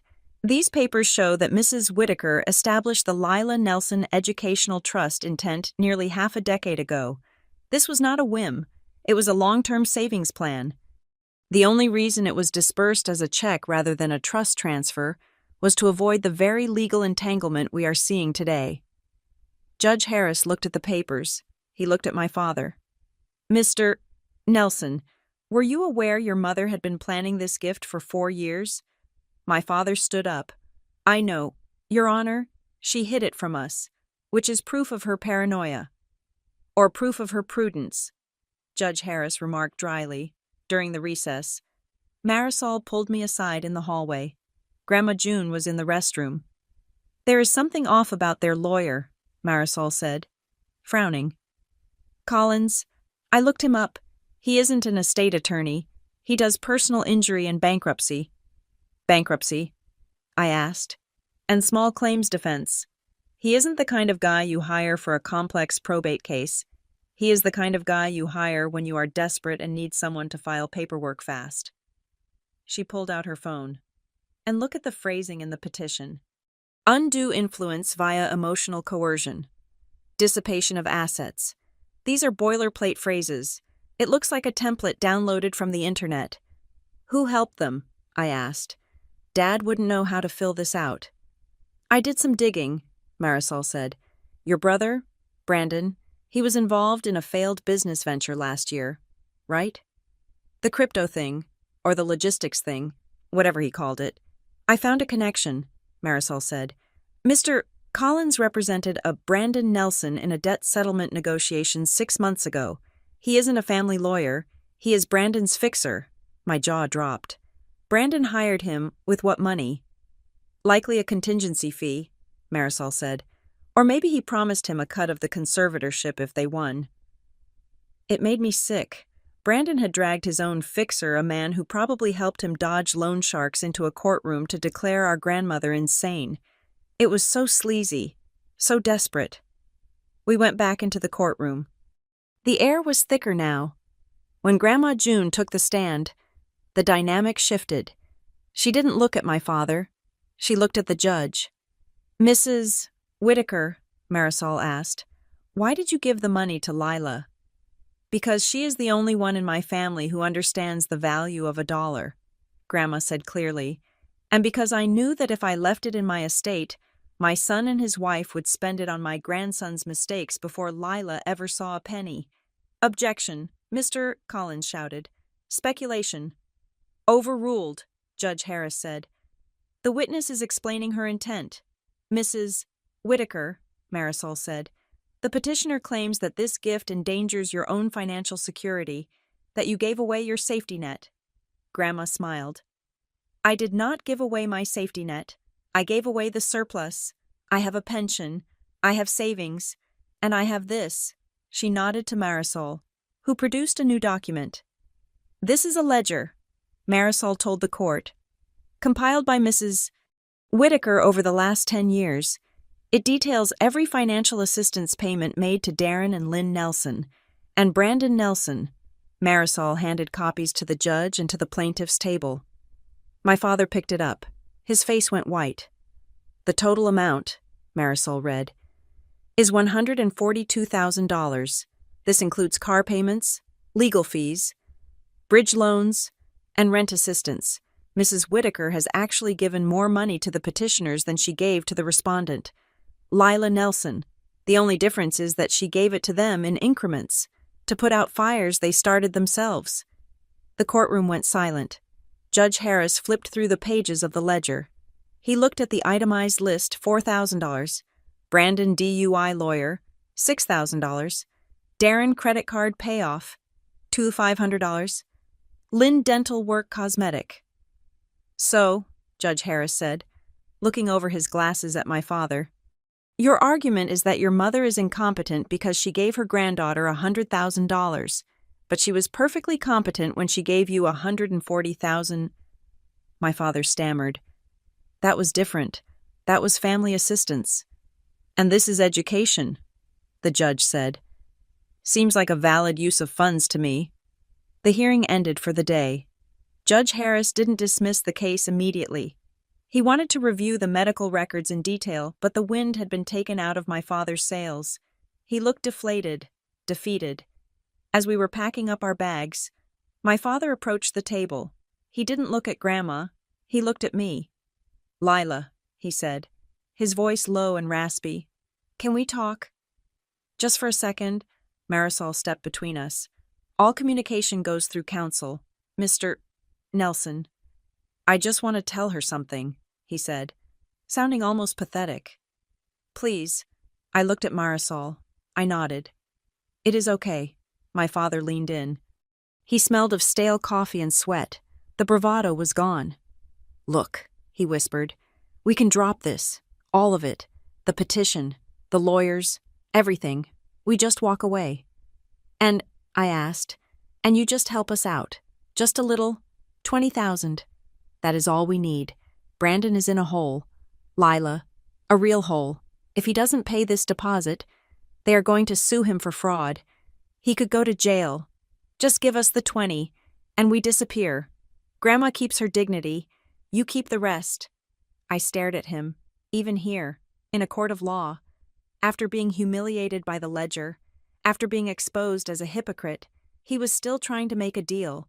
He was trying to hold Grandma's reputation hostage in exchange for a payout. You are trying to blackmail me, I said. I am trying to survive, he hissed. You don't understand the pressure. Lila, you have never had to provide for a family. I am providing for myself, I said, which is more than Brandon has ever done. Is that a no? That is a never, I said. If Brandon goes to jail, send me a postcard. My father's face hardened. The mask of the desperate father vanished, replaced by the predator I had seen at the kitchen table. You will regret this, he said. We aren't done. He turned and walked away. Back at the house, Grandma June was quiet. She made tea. We sat in the living room, the fire crackling in the hearth. The adrenaline of the courtroom was fading, leaving behind a deep, aching exhaustion. They are desperate, Grandma said, staring into the flames. Desperate people are dangerous. They can't win in court, I said. The ledger destroyed them. The medical report destroyed them. They know they can't win legally, Grandma said. That is why your father tried to make a deal. But now that you refused, they might try something else, something outside the law. She stood up and walked over to the large oil painting of a seascape that hung above the mantelpiece. She reached behind the frame and pressed a hidden latch. The painting swung forward on hinges, revealing a small wall safe. I had lived in this house for summers my entire childhood. I had never known it was there. Grandma spun the dial. Left, right, left. The heavy door clicked open. She reached inside and pulled out a thick, sealed envelope. It was not the cream envelope she had given me on my birthday. This one was manila, heavy, and sealed with red wax. She sat back down and placed it on the table between us. I hoped I would never have to show you this, she said. I hoped the money would be enough for you to get away and that they would just let you go. But I see now that Darren is too deep in his own lies to stop. What is it? I asked, reaching for the envelope, but stopping short of touching it. This, Grandma said, is the nuclear option. I thought the ledger was the nuclear option. The ledger was the shield, she said. This is the sword. She placed her hand on the envelope. Your grandfather and I didn't just make money from the hardware store. We had land, we had investments, and years ago, when your father was just starting out, we made a deal with him, a legal deal. He broke it, badly. She looked at me, her eyes sad but resolved. Inside this envelope is proof of a transaction that your father has spent 20 years trying to bury. If this comes out, he doesn't just lose the lawsuit. He loses his reputation. He loses his standing in the church. He might even lose his pension. Why did you keep it? I asked. Because he is my son, she whispered. And you don't destroy your own child unless you have no other choice. She pushed the envelope toward me. But he is trying to destroy you, Lila. And he is trying to declare me incompetent to do it. He has crossed the line. If he doesn't drop the lawsuit by tomorrow morning, you open this. I stared at the wax seal. I felt the weight of the history inside it. This wasn't just paper. It was a family secret that had been festering in the dark for 2 decades. Are you sure? I asked. I am sure, Grandma said. I am 82 years old. I don't have time for lies anymore. You take it, keep it safe, and if they come back, you end it. I took the envelope. It felt warm from the fire. I didn't know what was inside, but I knew one thing: the courtroom was just the skirmish. The real battle was about to begin. The red wax seal on the manila envelope cracked with a dry, brittle snap. I sat at the kitchen table, the only light coming from the dying embers of the fireplace and the small lamp Grandma June had switched on. My hands were trembling, not from cold, but from the weight of what I was about to touch. Grandma sat opposite me, her hands wrapped around a mug of herbal tea, watching me with a look of profound, sorrowful patience. I slid the contents out. It was not a single document, but a stack of papers clipped together. Smelling faintly of cedar and thyme, the top document was a deed of sale. It was dated 15 years ago. You sold the lakefront lot, I whispered, looking up at her. But Dad always said you lost that land in a bad stock market crash. He used to tell that story at Thanksgiving. He called it Grandma's Folly. I let him believe that, Grandma said softly. It was easier to let him think I was foolish than to let him know I was liquid. I looked back at the papers. The sale price was listed clearly $85,000. Below that was a bank statement showing the opening of a high-yield trust account, followed by a decade and a half of compound interest statements. The final balance, as of 2 weeks ago, was exactly the amount she had given me. I sold it the year Brandon started stealing from my purse, Grandma said. He was 6 years old. Your father laughed it off. Said boys will be boys. But I saw the way Darren looked at my checkbook when he thought I was napping. I knew then that if I kept that land, he would eventually guilt me into selling it to bail him out of some disaster. She reached out and tapped the paper. So, I sold it myself. I told everyone the money vanished in the crash. I took the hit to my reputation. I let them call me senile. I let them call me bad with money. And I put every single cent into an irrevocable trust with a specific clause for the educational advancement of Lila Nelson, to be released upon her 18th birthday. I felt a lump form in my throat, hard and painful. She had played the long game for 15 years, while my parents mocked her financial acumen behind her back. She had been quietly building me a lifeboat. She had endured their ridicule to protect my future. This proves premeditation, I said, my voice shaking. This proves it wasn't a manic episode. You planned this before I could even read. Exactly, Grandma said. And it proves something else. It proves that the money never belonged to the family estate. It was never theirs to inherit. It was yours before you even knew you needed it. The next morning, we took the envelope to Marisol Grant. Marisol read through the documents in silence. When she finished, she let out a low, impressed whistle. "This is a bulletproof vest," Marisol said. "With this, the claim of sudden cognitive decline evaporates. But Lila, while you were looking at the past, I found something in the present." She swiveled her computer monitor around. "We are in the discovery phase of the lawsuit," Marisol explained, "which means I have the right to request financial records from the petitioners to assess their claim of financial hardship. Your father tried to block me, but the judge overruled him." She pointed to a highlighted line on a credit report on the screen. "This is a utility bill for the house in Ohio. Electricity. It was opened 4 years ago." "So," I asked, "look at the account holder's name." I leaned in. Lila Nelson. "I was 14, I said. "I couldn't open a utility account." "You can if a parent uses your social security number and claims you are 18, Marisol said grimly. "They didn't just start using your identity last week.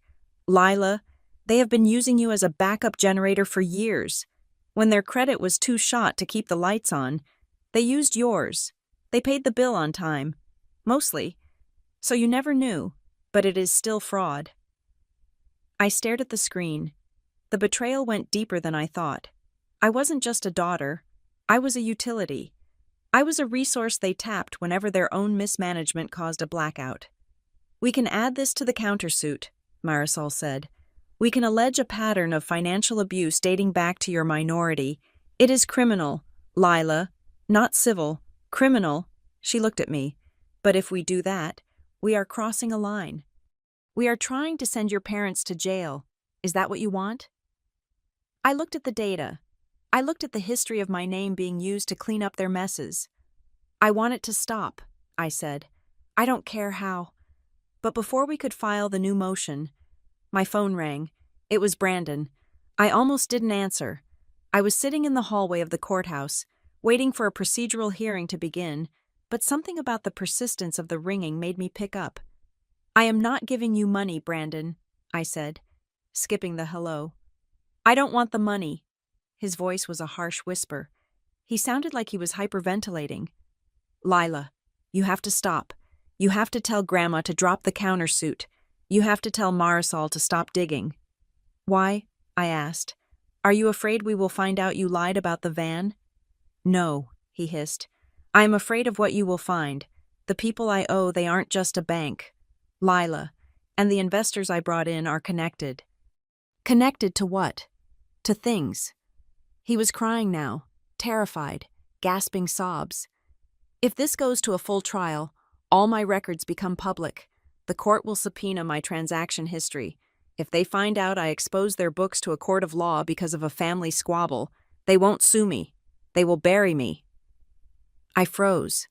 The logistics business, the crypto assets. "Brandon," I said slowly, "are you laundering money?" "I didn't know," he wailed. "I just thought I was moving funds. I took a cut.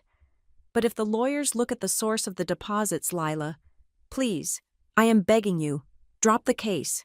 Let Dad have the guardianship. Let them take the money. Just make the lawyers go away. If you don't, I am dead." The realization hit me like a physical blow. This wasn't just about debt. My brother had gotten himself involved in a criminal enterprise, maybe a Ponzi scheme, maybe money laundering, and he had been using the family as a shield. My parents weren't just trying to save his credit score. They were frantically trying to plug a hole that led directly to federal prison or a shallow grave. And they were willing to sacrifice my college education, my credit, and Grandma's dignity to keep the lid on Brandon's crime. "You want me to set myself on fire," I said, my voice cold. "So you don't have to explain why you smell like gasoline." "I am your brother," he screamed. "You are a liability," I said, "and I am not the one who signed the contracts." I hung up. My hands were shaking, but my mind was clear. I walked back into the conference room where Grandma and Marisol were waiting. "Brandon just called," I said. "He wants to settle. He is terrified of discovery." "Good," Marisol said. "That gives us leverage." "No," I said. "It gives us a win." That afternoon, Marisol drafted a settlement agreement. It was brutal in its simplicity. First, Darren and Lynn Nelson would immediately withdraw their petition for conservatorship with prejudice, meaning they could never file it again. Second, they would sign a formal admission that June Whitaker was fully competent and that the gift to me was valid. Third, and most importantly, they would sign a permanent non-interference agreement. They were forbidden from contacting me, my university, my employer, or my landlord. They were forbidden from using my name or social security number for any purpose. If they violated this, they agreed to an automatic penalty of $50,000 per infraction, and they waived their right to contest the criminal fraud charges we currently held in reserve. "It is a gag order," Grandma said, reading it over, "and a restraining order wrapped in a contract." "It is the only way to be safe," I said. "We sent it to Mr. Collins, their shady lawyer. The response came back in less than an hour. They accepted." "They folded fast," Marisol noted, raising an eyebrow. "Too fast. Brandon must have told them what we were about to find."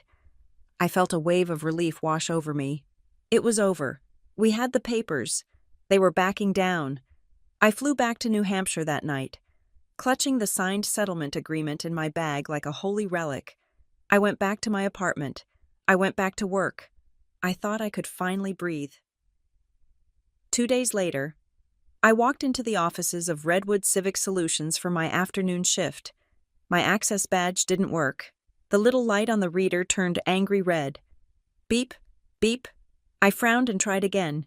Beep, the security guard, a man I chatted with every day about the Red Sox, walked over. He didn't smile. He looked uncomfortable. "Ms. Nelson," he said, "I need you to wait here. Sarah is coming down." Sarah, my boss, stepped out of the elevator a minute later. She wasn't holding my file box. She was holding a clipboard. Her face was tight. "Lila," she said, not making eye contact, "we have had a complication." "What is wrong?" I asked. "Is it the water usage data I finished the report?" "It is not the data," she said. "We received a call yesterday from a concerned party regarding your background check." My blood ran cold. "What?" "The caller claimed to be a former employer," Sarah said. "They alleged that you were terminated for embezzlement and data theft. Given the sensitive nature of the government data we handle, we have to suspend your internship pending a full investigation." "I have never had another employer," I said, my voice rising. "I worked at an ice cream shop in high school. That is a lie." "They sent documentation," Sarah said. "It looks official." "Lila, I am sorry. Until this is cleared up, you can't be in the building." I stood on the sidewalk, the autumn wind cutting through my coat. They had signed the agreement. They had withdrawn the lawsuit. They had promised legal peace. But they hadn't promised war peace. My parents knew they couldn't touch the money anymore. They knew they couldn't touch Grandma. So, out of pure, vindictive spite, or perhaps to force me into destitution so I would have to answer Brandon's calls, they were torching my reputation. They were fabricating a work history to get me fired. They didn't want the money anymore. They just wanted to hurt me. I pulled out my phone. I didn't call my mother. I didn't call Brandon. I called Marisol. "They breached," I said. "They called my job. They lied. Do you have proof? Marisol asked instantly. Sarah said they sent documentation. I can get a copy. Get it, Marisol said. And Lila? Yes. Pack your bag. We are not settling anymore. I know, I said. We are going to trial, Marisol said. And I am going to put Brandon on the stand. If he goes to prison, he goes to prison. I looked up at the glass building where I had just lost the first job I ever loved. I thought about Brandon's terrified weeping. I thought about my father's fake concern. I thought about the 15 years Grandma June spent hiding her own money to save me. They had mistaken my silence for weakness. They had mistaken my desire for privacy for fear. Set the date, I told Marisol. Lila, this will destroy them, she warned. Once we do this, the criminal charges for the identity theft, the fraud, the false reporting, it all comes out. Your parents will be uninsurable. Brandon will be indicted. They tried to take my life, I said, turning away from the building. I am just taking back the truth. See you in court, she said. I hung up. I wasn't shaking anymore. The fear was gone, burned away by a cold, hard resolve. They wanted to tell stories about me. Fine. We would tell the whole story, under oath, with a court reporter taking down every single word. And this time, no one was going to hide. The final hearing was not held in the small procedural room we had been in before. It was held in the main courtroom, a cavernous space with high ceilings and heavy oak benches that seemed to absorb the light. My parents had dressed for a funeral. My mother, Lynn, wore black and clutched a handkerchief she did not use. My father, Darren, wore his suit, but it hung loosely on him now. The past few weeks of legal warfare had taken a toll. He looked thinner, grayer, and more desperate. Brandon sat on the edge of the bench, his leg bouncing with a nervous, frantic energy that shook the entire row. They opened their arguments with the same tired script they had been rehearsing for months. Your Honor, their lawyer began. He was sweating. He knew he was walking into a minefield. We are here because the family is in crisis. My clients, Mr. and Mrs. Nelson, are heartbroken. They believe their daughter, Lila, has fallen under the influence of a grandmother who is no longer mentally present. This entire dispute over money is a symptom of Mrs. Whitaker's inability to manage her estate. The $100,000 given to a teenager was a mistake, a dangerous mistake that should be corrected by placing the funds back into the family trust. My mother took the stand first. She played the victim perfectly. She talked about how sweet and obedient I used to be before I went to Maine. She claimed that I had become materialistic and money-hungry, and that I had abandoned my family in their time of greatest need. We don't want the money for ourselves, she wept, looking at the judge with wide, teary eyes. We just want to make sure it is safe. Lila is young. She doesn't understand the real world. We are just trying to protect her from her own greed. I sat at the defendant's table, listening to her rewrite my life.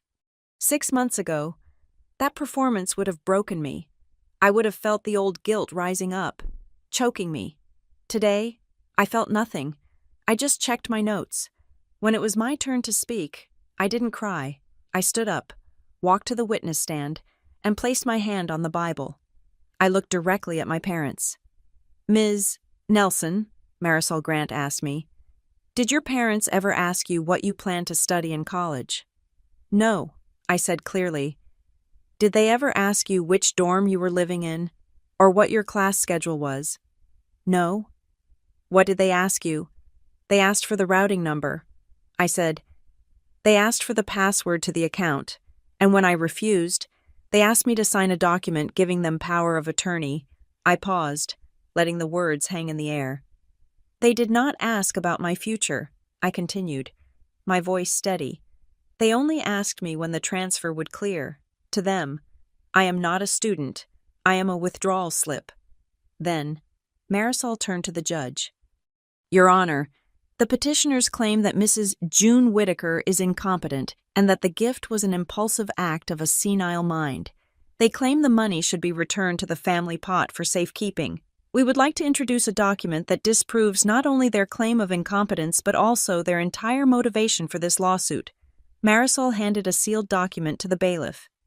This, Marisol announced, is the trust agreement for the Whitaker Education Fund. It was established 15 years ago, but there is a clause here, on page 4, that the petitioners are unaware of. My father squinted. He leaned forward. The clause states, Marisol read, that the funds are strictly locked for educational purposes if the beneficiary, Lila Nelson, does not use them for education, or if the funds are transferred to any other party. The trust dissolves, and the entire remaining balance is donated immediately to the Maine Cat Rescue Society. There was a gasp in the courtroom. It came from Brandon. Wait, Brandon said, loud enough for the microphone to catch. You mean the money can't be moved even if we win? That is correct, Marisol said, turning to him. Even if the court granted your father guardianship today, he could not touch a single cent of that money. It is bulletproof. It is for Lila's tuition, or it is for the cat's. There is no version of this reality where it pays for your logistics business. The color drained from my father's face. He looked at Grandma June. She was sitting quietly, a small, satisfied smile playing on her lips. She had rigged the game 15 years ago, knowing exactly who her son was. So, Judge Harris said, looking over his spectacles at my father, you are suing your mother to get control of money that you legally cannot access. This seems like a waste of the court's time. Mr. Nelson, we didn't know, my father stammered. Because you never asked, the judge snapped.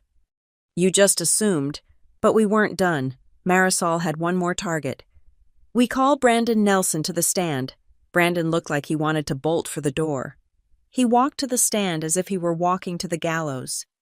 Mr. Nelson, Marisol said, you are the primary reason for this financial emergency. Are you not? I have a business, Brandon mumbled. Startups are expensive. We have the records from your investors, Marisol said. She didn't actually have the records, but Brandon didn't know that. She held up a stack of paper, the utility bills my parents had forged in my name. It was a bluff, but a terrifying one. We know about the van, we know about the forged credit applications, and we know about the deposit you owe by Friday. Brandon started to sweat. Is it true, Marisol asked, her voice sharpening, that you promised this $100,000 to a third party before your sister had even received it? I made a projection, Brandon said. Did you or did you not tell your creditors that the money was guaranteed? I had to, Brandon shouted, cracking instantly. They were going to hurt me. You don't know these guys. I told them my sister was good for it because I thought she was. I didn't know she was going to run away. So this wasn't about family, Marisol said. This was about a gambling debt, a reckless business deal, and you were willing to declare your grandmother insane to cover your tracks. I didn't have a choice, Brandon cried. He looked at my father. Dad said it would be easy. Dad said she would just sign. My father closed his eyes. It was over. Brandon had just admitted on public record that the entire lawsuit was a fraudulent attempt to secure funds for a personal debt. Judge Harris slammed his gavel. The sound cracked through the room like a gunshot. Enough, the judge said. His voice was low, trembling with suppressed anger. I have heard enough. He looked at my parents. The look of disdain on his face was withering. Mr. and Mrs. Nelson, in my 20 years on the bench, I have seen many families fight over money, but I have rarely seen a case this cynical, this predatory, and this devoid of parental instinct. He picked up the petition file and dropped it into the wastebasket beside his desk. The petition for conservatorship is denied with prejudice. Mrs. June Whitaker is fully competent. In fact, she appears to be the only competent adult in your family. He turned to me. Ms. Nelson, regarding your countersuit for fraud, harassment, and identity theft, I am granting a permanent restraining order. These 3 individuals are forbidden from contacting you, your university, or your employer. If they violate this order, they will be held in contempt of court and will face immediate jail time. He looked back at my father. And regarding the malicious communication sent to Ms. Nelson's employer at Redwood Civic Solutions, I am ordering you to pay restitution for her lost wages, plus legal fees, and punitive damages in the amount of $20,000. You wanted $20,000 from her, now you can pay it to her. My father slumped forward, his head in his hands. My mother was sobbing, but no one was looking at her with sympathy anymore. The gallery, filled with a few curious locals and court staff, was staring at them with open disgust. They had come here to prove I was a bad daughter. Instead, they had proved to the world that they were failed parents. "Case dismissed," the judge said. "Get out of my courtroom." I walked out of the courthouse into the crisp Maine afternoon. The air smelled of salt and pine. Grandma June walked beside me.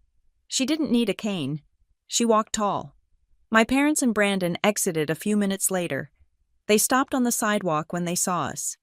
My mother looked like she wanted to approach me, to try one last emotional hook, but Marisol stepped forward, crossing her arms.